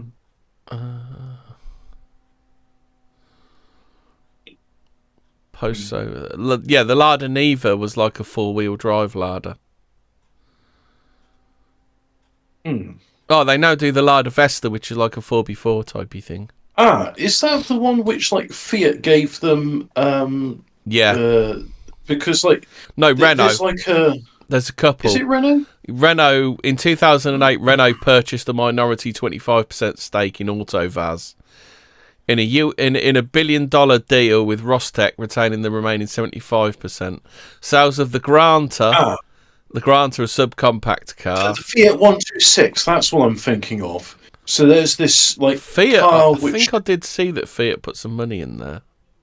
It's an absolute piece of shit car, and there's this Australian called Garbage Time or Garage Time. It's one or the other, and he's got the first cars manufactured by Autovaz with technical assistance from Fiat were marketed under the Ziguli. Ziguli designation. But that is name changed because they said it sounded like Gigolo. It's a Fiat 126. It's got a 2-cylinder air-cooled engine in the rear, similar to the Volkswagen Beetle. And it's not very fast, and it's very noisy, but it will certainly get you from A to B. Oh, so you're talking about the Vaz 2101, which in 1970, which is a more rugged version of the Fiat 124. The car was given heavier steel body panels and strengthened components, which improved reliability on bumpy roads and in the harsh winters of the Soviet Union. Emma, you know what I was saying about weaponized frequencies? Yeah. Well, look at how this non-ionizing radiation is being used to do harm. I did mention Twitter link. I did mention briefly about. God, I need to beat them. Where lost his right eye, but it flew a flag. Oh God, that song is awful. What is the cure for that song is terrible? I didn't even know there was a song in it. I'm not watching it with. Oh dear, they've really wrecked. That's women trying to grill, is it? They're just pushing meat through the fucking thing. Bastards! That's a crime against humanity. That I just want to grill. I'm posting the memory TV image to that. What is the cure for such disorders? Beatings. Sound like ghoulies too, which is a slang for man's tackle. So someone's got a picture of Hank Hill angry and veins bulging on his neck. Yeah, that's the right stuff. Right, non-ionizing radiation. Non-ionizing radiation. Oh yeah, do you remember that time Bond drove a 2CV? Isn't that the one that got chopped in half, or did it get filled with water? The thing is, I watched all the Bond films, and not once does he drive a Jag. I'm like, why doesn't Bond drive a Jag? Because Aston Martin put the money in. Yeah, well, actually, according to my dad, he was like, well, they're saying that Aston Martin could do with some attention, so that's why the thing then. It was all supposed to be like a sort of more upmarket than Jag, but, Ian's just going through slang terms for your meat and two veg. Oh, I saw this XKR, which was being converted to have a manual gearbox. But we're going to do some. We're going to do some unexplained histories. Well, yeah, but I want to talk about planetary gears and how automatics are bad, right? So trapped in a bathroom during a fire. Try the toilet snorkel. Look, this incredibly on the button thing when it was done done in what's it called? All right, so they Kingsman. got overflow. Oh, can you imagine doing it in Garolt's toilet? You'd be Right, so they're not saying actually breathe the sewer air, are they? Because if you get in that situation, you got the overflow. I would just put my mouth on the overflow pipe, and yeah, you can have some dust and maybe some dead wood lice in there, but at least you'll be able to breathe that. Give it a good blow first, couldn't you? Yeah, you're right. The Baddie and Die Another Day does drive an XK against Bond's Aston Martin. Yeah, I do remember. No, it doesn't. No, it doesn't. You go round and up the U-bend, Hobbit. Yeah, but you're breathing in sewer gas. No, you go the wrong way, Hobbit. There's a diagram. Look on Unexplained Histories. I'm just looking at the women butchering. No, actually, I think you might be right. You are. Yeah, you're breathing in sewer water. Yeah, but you are pretty far removed from the toilet, from the sewer, though, aren't you? Mate, look, there's another source of air which hasn't got smoke in it. It's the overflow valve, the overflow vent. Breathe that Toilets air don't have in. overflows anymore. Why not? Because you don't need them Well, anymore. This old hat. You got okay. So you got one on your sink and your bath. Mm. So just breathe in the air from that then. No, fuck you breathing in the bathroom snorkel, World of the Future Snopes. Yeah, but you've got to get it thing. past fucking Geralt's fucking toilet gravy first, don't you? Well, look at this dickhead with his, I've got this tube just hanging, I've got a gas mask in my house, and I use it to stick in the toilet's U-bend. No, fuck you. For that one time your house might catch fire.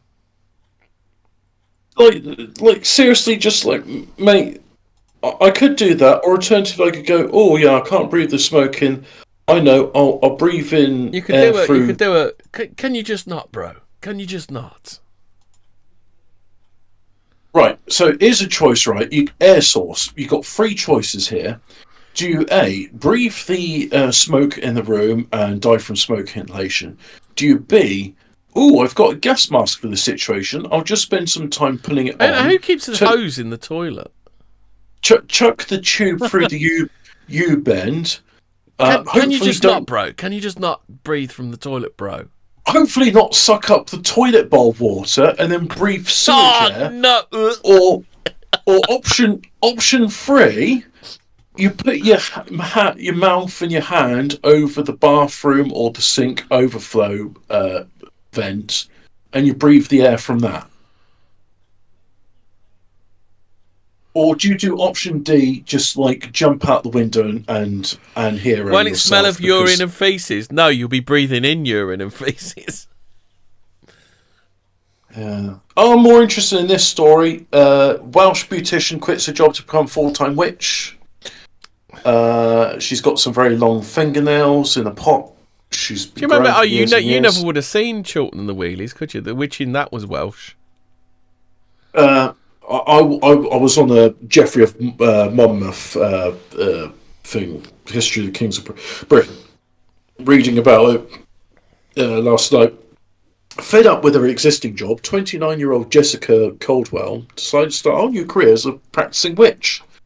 I didn't know it paid money being a witch. Yeah.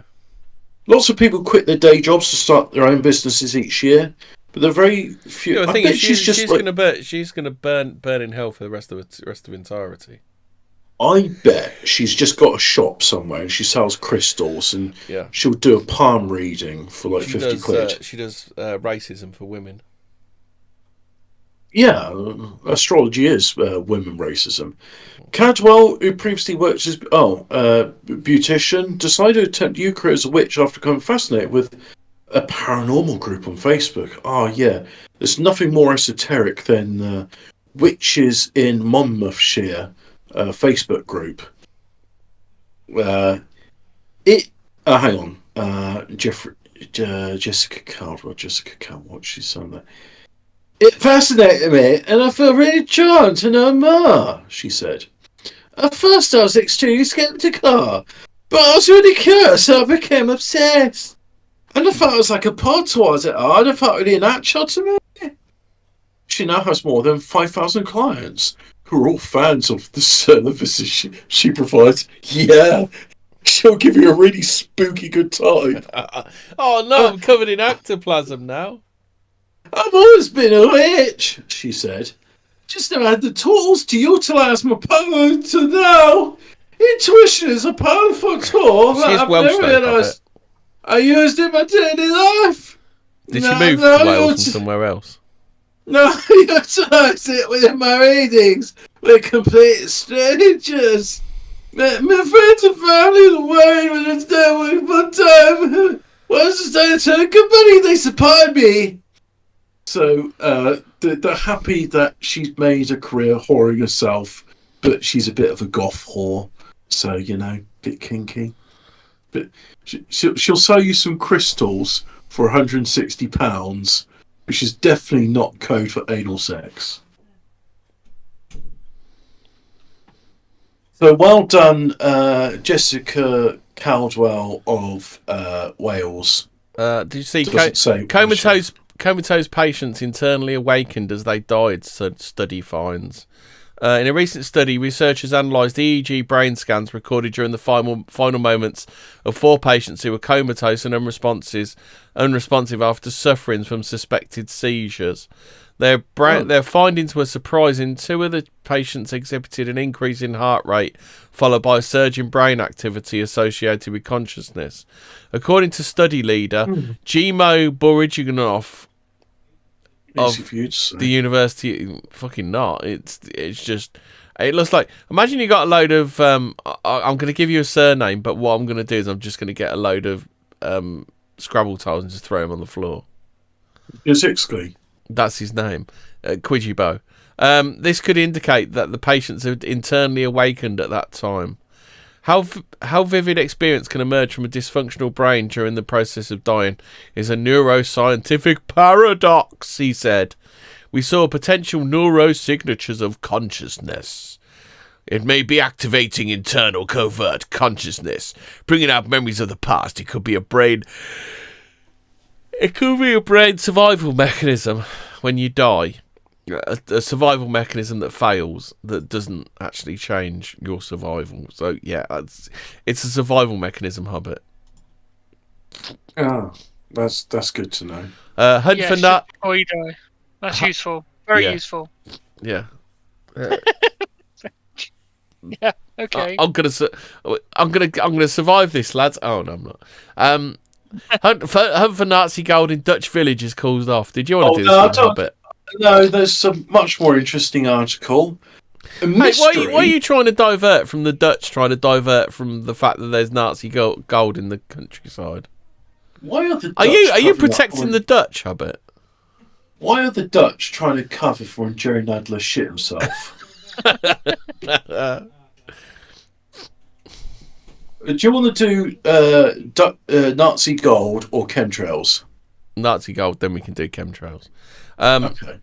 So, this sounds like bullshit.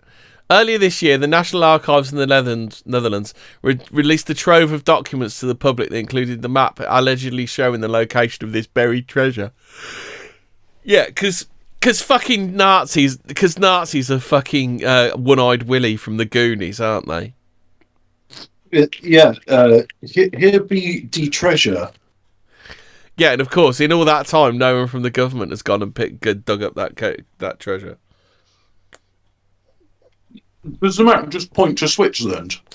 Of course it does. Swiss bank. No one fucks with the Swiss. Have you noticed no one's tried to cancel the Swiss for not giving up the Nazi gold? It's funny that, isn't it? Yeah. The Swiss seem to get away with like literal demonic sacrifices. And well, moving on. Did you want to do Angry Woman beats up robot receptionist in Chinese hospital? I really want to do chemtrails. Go on then. Where's your chemtrail story? Oh, I'll post a link to it so you can get to it instantly. Why do you not do fucking stuff? Women with why do you not do stuff from the first page of it? Oh, because it's boring. It's not boring. It's just all the old ones we've done before. No, we haven't done this one.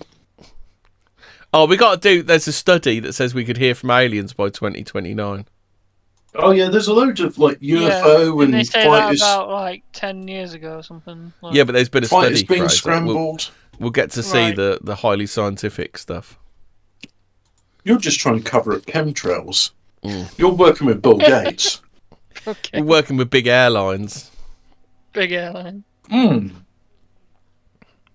on then, Hobbit. Yes. Do it. Oh, I'm eating a biscuit. What, you fucking moaned about it, you fucking do it. Well then.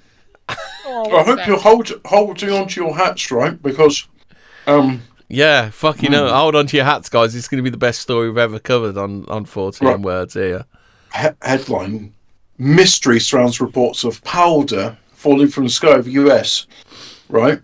Without reading the rest of the article, I can summarise it. Chemtrails. Do I need to read the rest of the article? As things stand, officials have downplayed any need for concern, and there's so far no evidence to suggest the powder is toxic or dangerous in any way. It's probably aluminium oxide with a little bit of AIDS mixed in. They've downplayed any need for concern, and there is no evidence to suggest the powder is toxic or dangerous in any way. Have you done a thing on chemtrails yet, or is that a taboo subject? We haven't Clouds done of chemtrails. Conspiracy. Yeah, we call it no, Clouds because of you were doing Conspiracy. about you were doing about the oil rigs blowing the stuff in the air, weren't you? Oh, well, I was saying geoengineering and chemtrails as part of it. Well, yeah, like what's it for? Why do they need to block out like the sun, kind of? Well, why do they have to cloud seed every day, kind of thing? They do it because they hate us, they're evil, and they want us poisoned. And there's definitely no link between the increased amounts of aluminium oxide in our soil and groundwater and rising rates of Alzheimer's. But here's the thing: if they really did hate that, they've been doing it for what, 20 years now or something? Like maybe dead already. Yeah, longer than it's that. not exactly getting results, is it? I bet. Yeah, exactly. It's longer than that. Well, I mean, okay. it doesn't matter. Results, it's not getting results, then, is it? So, So Snopes this one. Debunks fucking. Did you not listen to the show I did tonight when I was talking about the 5G? And it's not used to cook you alive, but they could do things like cause your heart to go into fibrillation. So they could, but they don't. Death. Yeah. It's just. Yeah, just like in the Cold War, there was no such thing as the heart attack gun. That's just a Russian conspiracy theory. Right, okay. Yeah. Have you seen they've found a goblin in Mexico? Yeah, we were showing it. It's in the Dune film. Here we go. Look, here's the goblin. Here's the goblin. Look. Hey, we put it in burrito. They're going to put it in the burrito now. Look. Oh, we're going to eat They put it in a India. still suit and pretended it's Charlie. Is that just not a Mexican child in there? How do we know? How do we know it's not a goblin in there? Oh, Ian's BTFO, by the way, because a tourist photographs Loch Ness monster from hotel window. Yeah. So that that? What is that? That's a goblin. That's a goblin. That literally looks like the Fortean meme of a goblin. Look at his face. That's literally the fucking goblin meme. Oh God, that's. What's it got a doll's head stuffed in its mouth? Yeah, what is that?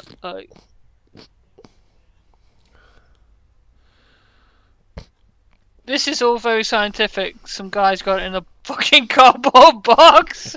It's just breaking news. He's going to take it home. He's going to take it home, put it on the kitchen side, and the missus is going to think it's fucking dinner and cook it up. Oh no! Hey, say what you had for dinner. It's like, fucking hell. Hey, SA, I got a goblin in a box, SA. Have they done DNA tests on this? Have they done, have they just said, oh, it's got funny ears? Yeah, it's got funny, it literally looks like a goblin, I mean. Angry woman beats up robot receptionist in Chinese hospital. Should we just... look? Yeah? Fuck off. Computer says no, you cunt. She got prescribed the wrong pills, right? Just... I just don't know what it's about. So, it's blah, blah, blah. Well, this is obviously, as it's the disadvantage, it can also prove problematic. As evidenced by a recent incident in which a woman who had seemingly become frustrated with one of these machines resorted to smashing it about with a large wooden stick in view of everyone else in the lobby. The bizarre case of robo rage occurred at the affiliated hospital of Zhuzhou Medical University in the city of Zhuzhou on April 23rd, and it wasn't long before the footage had gone viral. So was she doing it for St. George then, was she? St. George's Day. What is the grief? Like, what's the reason? According to local reports, the woman had been suffering from some sort of mental illness, and the hospital security department was forced to call the police to attend the scene. Exactly what happened to the woman afterward remains unclear. I think she's probably being educated as we speak. What else? I bet it's in. Do you want to talk about the Schmidt index? No, more interesting than that. Keeping on China stories. Chinese man bee in his car, and he's happy about it. So there's a video of it. Is he going to try and fuck it like in B movie? Well, no. So there's That's what. But isn't that what B movie's about? Some woman who tries to fuck a bee. I've never watched B movie. Nor have I, but I think that's what happens. But the video is just him driving around, and he says, like, "Look at me, I'm going to be rich," and he's pointing to this beehive, which is just in the headlining of his car. And they say, "In China, it is an auspicious sign if a bee is in your house." So yeah, he's like, "I got a beehive in my thing," and he points out saying, "Well, this wild variety of bee doesn't attack people," and he's probably right. I mean, it was very calm, even though it was just driving around, so bouncing the beehive around. They weren't agitated. Yeah. Dr. Justin Smith, who died back in February, spent years being stung and bitten by dozens of different insects. I wonder if that was related. Do you think it could be Hobbit? I'm going to go with it. I don't know. Well, couldn't there be some sort? There must be some sort of cumulative effect of having all of that venom inside you, isn't there? Yeah. There's things about poisons where they work in different ways, and some of them can be like quickly processed, and other ones can't. And some of them can't be processed at all. Like I was back when I was doing about the electronegativity of various elements. This is actually quite good because he's written descriptions for what these things feel like. So he said among the worst were the warrior wasps, the sting of which caused pain similar to the sensation of being chained in the flow of an active volcano, and the bullet ant, which he described as pure, intense, brilliant pain, like walking over a flaming charcoal with a 3-inch nail embedded in your heel. The tarantula hawk wasp, fucking hell, that sounds bad, was also pretty bad, with a sting described as blinding fierce, shockingly electric. A running hairdryer has just been dropped into your bubble bath. The red fire ant, meanwhile, delivered pain that was sharp, sudden, mildly alarming, like walking across a shag carpet and reaching for the light switch. So there you go. Somebody has the women cooking, which pain can be likened to being stung by a tarantula hawk wasp. Yeah. They said, beat women, roundhouse kick women in the ovaries, eviscerate women, exsanguinate women, lock women in the Iron Maiden, draw and quarter women, defenestrate women, suffocate women in vat of boiling acid, cut women's skeletons out, step on women's toes on purpose, set fire to women. That sounds highly problematic, I bet. Hashtag believe all women. Einstein rings can help us to solve the mystery of dark matter, Hobbit.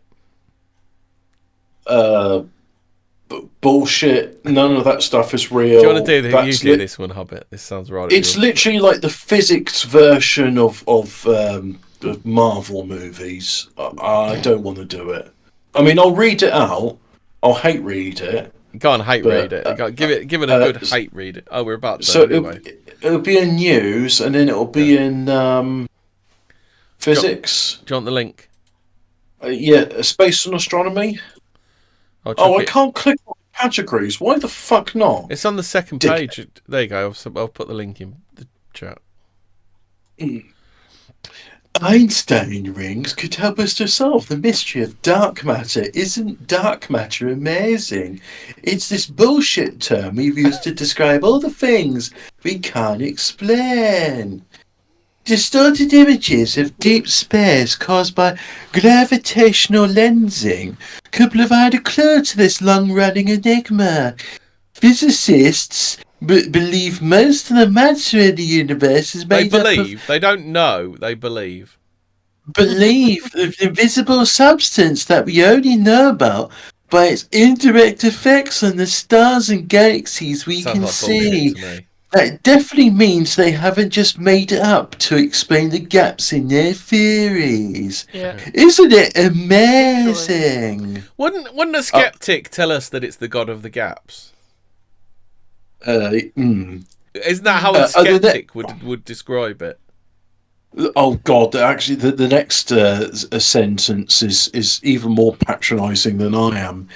We're not crazy. Without this dark matter, the universe as we see it would make no sense.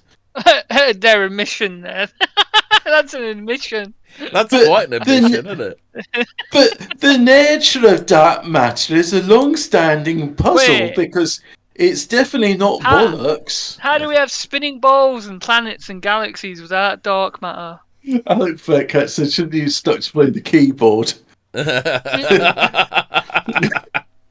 the nature of dark matter is a long-standing puzzle. However, a new study by Alfred Amluth, who's a real man at the University of Hong Kong, and his colleagues... He's not a Marvel villain because of his alliteration. Published in Nature Astronomy, uses the gravitational bending of light to bring us a step closer to understanding... What? Gravitational bending of light? Yeah. Gravity bends light. That does... No, sorry. Gravity does not bend light. Yeah, it does. Massive. So, then why do... What? No. Top scientists say so. Hey, what do you mean? Why else have we got Einstein rings? Right.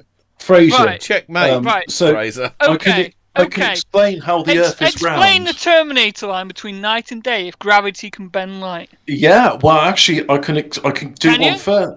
Yeah, right. So you know the experiment with the lasers and the canals and trying to find the curvature of the Earth, and they couldn't find the curvature of the Earth because they said, well, it doesn't matter at which point we analysed this laser beam, it's always floating the same distance from its originator. Well, that's because the gravity's bending the laser beam, and because of just above the ground that it was. It goes all the way around, does it? It's coincidental that the laser beam and the bending of the light just happens to match the curvature of the Earth. So to us, it looks like it's flat because our measurements are saying it's flat, but actually it's because dark matter and gravitational lensing means it's bending. So it looks like a straight line, but actually it's a curve. Because your eyes can't see straight lines. Because if you notice our eyes, they're actually spherical objects. They're not rulers. They can't see straight lines. No. They can't see straight lines. I'll go on to the next. No, they can't see curved lines of it. Yeah. And so they look straight, but they're not straight because the Earth is round. If anyone tells you fucking gravity bends light, shoot them. Well, no, Fraser. You give them a severe talking to. No. What Fraser means when he says shoot them is shoot them the link to that Twitter video of the women pushing hamburger patties through the grill, and you make them watch that on loop. My God. No. Which actually would be worse than it.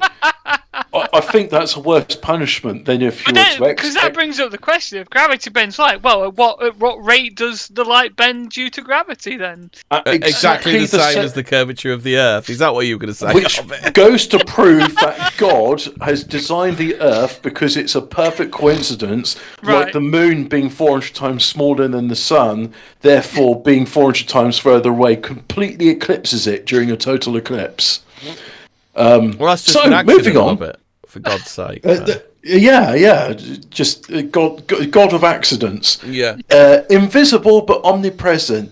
The reason we think dark matter exists is because we're bullshit eyes. It's because there's a hole in our theories, and we need to fill it with something. Is that we can see a massive hole. Is we can see the effects of its gravity and the behaviour of galaxies. Specifically, dark matter seems to make up about 85% of the universe's mass. And most of the distant galaxies we see appear to be surrounded by a halo of the mysterious substance. Halo. But it's called dark matter because it doesn't give off light or absorb or reflect it, which makes it incredibly difficult to detect. But it's totally there. Some might say impossible to detect. It's really... It's really there. Wait. Whoa. So you're saying dark matter is basically the thing that light goes through? Is that what you're saying? But it doesn't give it off, or... No, it doesn't give off light, absorb or reflect it, but it's there. So it doesn't interact with light in any way, but it's definitely there. Yeah. That's what I'm... Right, yes, that's right. That's correct, yeah. Yeah. So, the light particle is going through matter, but... Hold on a second. I thought when light actually interacts with matter, what happens?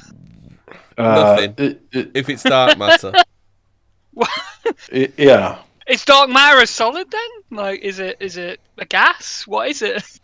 Well, it's sort of not there. It's sort of not there, Fraser, but it is.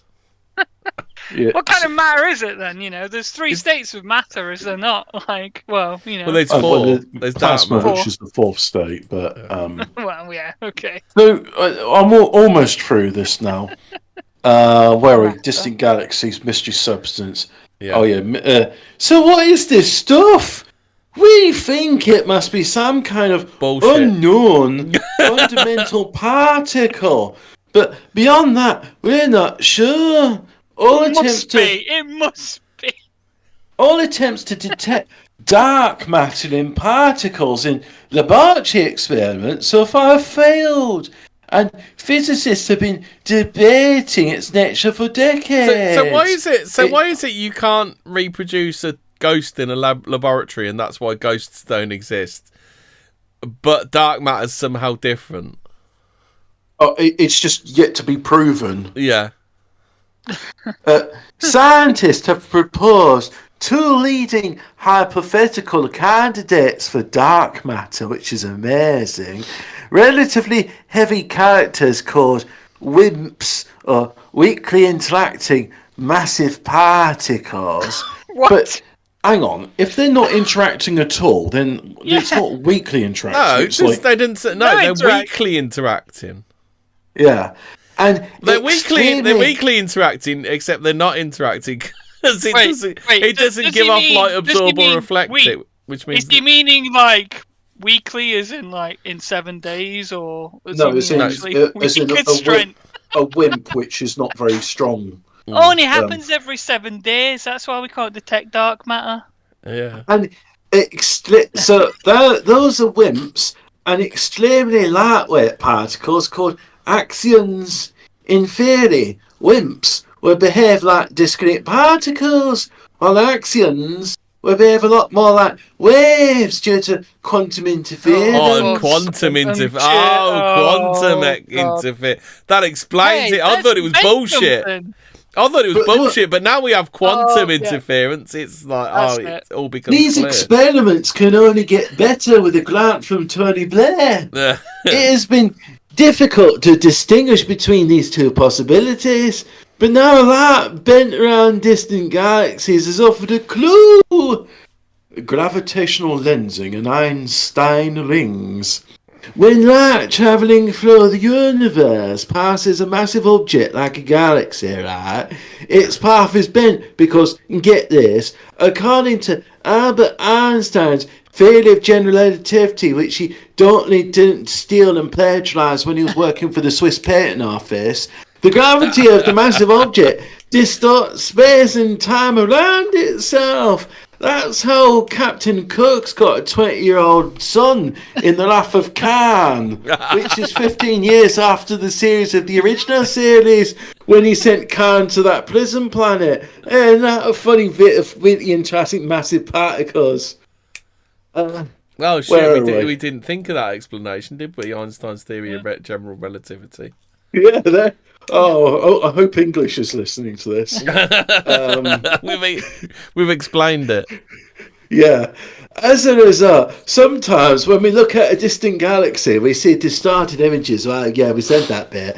And if things line up perfectly, the light from the background galaxy will be smeared out Ian in Fortean a said circle the around... wrath of M. Khan. M. Khan is better. So you'll be smeared around in a circle around the closer galaxy. This distortion of light is called gravitational lensing, and it circles can occur what's called Einstein rings. By studying Einstein rings, you can kiss my fucking ring, you bullshitty bastards. I prefer party rings. You can get them at Asda. By studying how... So wait, they're saying gravitational lensing now. So they're trying to say that... No. Well, are you disagreeing with Professor Brian Cox, PhD? Yeah. Because then I'm going to ask a simple question. At what point, at what effect does the gravitational lensing have? Well, how strong does the gravity have on the light? It bends it in just such a way... How far can it do it? It bends it in just such a way that it explains any problems they've got. In their models, they have terminator lines on the Earth that's eclipsed by the sunlight on the side facing the sun, and yet on the dark side. When you go to the same university that Millennial Woes and Professor Brian Cox went to study the synthesizer, you will be able to answer that question. By studying how the rings or other lensed images are distorted, astronomers can learn about the properties of the dark matter halo surrounding the closer galaxy. So, axions versus WIMPs. And that's exactly what Amleth, which is her real name, and his team have done in their new study. They looked at several systems where multiple copies of the same background object... did it. With Sean did it, were visible around the foreground lensing galaxy with a special focus of one called, get this right, HS0810 plus 2554. Oh, that really trips off the tongue, that name does, doesn't it? That's the number for Bolton mechanics. They're good, they are. Using detailed modelling, they worked out how images would be distorted if dark matter were made of WIMPs versus how... It's actually written here as VS. They haven't written the word versus, dickhead. Versus how they would rather dark matter be made of axions. The WIMP model didn't look much like the real thing, but the axion model actually reproduced all the features of the system and it brilliantly figured out, yeah! The results suggest axions are a more probable candidate for dark matter, and their ability to explain lensing anomalies and other astrophysical observations sounds buzzing with excitement. Part-causing galaxies. The new research builds up on previous studies that also pointed towards axions as more likely form of dark matter. For example, one study looked at the effects of axion dark matter on cosmic microwave background. Well, I like my microwave. I use it to heat my ready meals. When another examined the behaviour of dark matter in dwarf galaxies. Did you watch Red Dwarf? That would be good, wouldn't it? The cosmic microwave wasn't that what Thanos was after in the Avengers? I need the cosmic microwave to make the cosmic pasty. He was going to set it on defrost. I'm going to reheat the cosmic pasty. He's going to sit and defrost and melt the polar ice caps, and then we'd all be flooded because when you melt ice in a cup, your water overflows.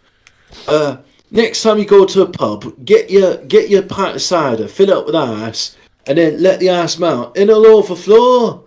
That's science, that is. Anyway, the new research, although this research won't yet end the scientific debate over the nature of dark matter, it does open new avenues, I got a burp, for testing experiment. For example, future gravitational lensing observations be used to probe the wave-like nature of axions and potentially measure their mass. A better understanding of dark matter will have... I may sound like a what they called Luddite, but it. This sounds like bullshit. If I was more conspiratorially minded, I'd say that they were starting at the end and working backwards. Yeah, You're not saying you're not saying this is some sort of boondoggle which is trying to muscle in on shark science grants, are you? No, the shark science is all science, sewn up. Dave. Don't worry about that. The shark science is settled. Yeah. A better understanding of dark matter will have implications for what we know about particle physics and the early universe. It can help us to understand a bit how galaxies form and change over time. Isn't that amazing? And that was written by Rosanna Ruggieri, research fellow in Cosmology, University of Queensland. Well, too bad no one in fucking Australia explained how to write verses. Bitch. Dickhead, bitch. If Professor Brian Cox wrote this article, you bet he'd know the proper Latin for verses. Yeah. Fuck you, Rosanna Ruggieri. Oh, look at the fucking bitch. That is not someone that is a scientist. That there is someone that should be working in the hair salon to replace Jessica Caldwell, who's now a full-time witch. Fucking dumb bint. She could have done her hair. She could have done her hair for the picture. Research fellow in Is cosmology. she related to the Mona Lisa? That's an odd smile she's got there. No, that woman there works part-time at Lush. Lush. She's fucking. Oh, she's only done one. She only done one article. And I'm a cosmologist studying properties of the universe on larger scales by mapping the positions of millions of galaxies. I'm dead clever, I am. Yeah. Fucking hell. Anyway, I think that's us done. I hate scientists. They're dickheads. They're thicker than I am. Bitch. As 122123J says, the firmament creates a lens effect, and that's why everything looks bent. There we go. But that's a physical object, not matter. Alphabet Cat put some more meat on the bones about the art school that Woes went to. He says, it's an art school for socially inadequate people who eat pizza 3 times a day, you mean? Oh, hey. Go. Yeah. Right, anyway, that's us done. Curry pizza. That's us done. Stay spooky. Don't forget, scientists are knobheads. Oh, we're going to have to do deep dive on science. Oh, I mean, we call people like Godwinson and Fuentes grifters. They've got GCHE in grifting. The PhDs in grifting work from shark science. Yeah. Right. I think we're gonna have to do the grandfathers of bullshit episode next week. Yeah. Right, we're doing it. What, Joseph Paxton revisited? No. The people who make Joseph Paxton look like an amateur. Are we off air then? No, not yet. Anyway, we're done. Bye. Nighty night. Stay spooky. Woo!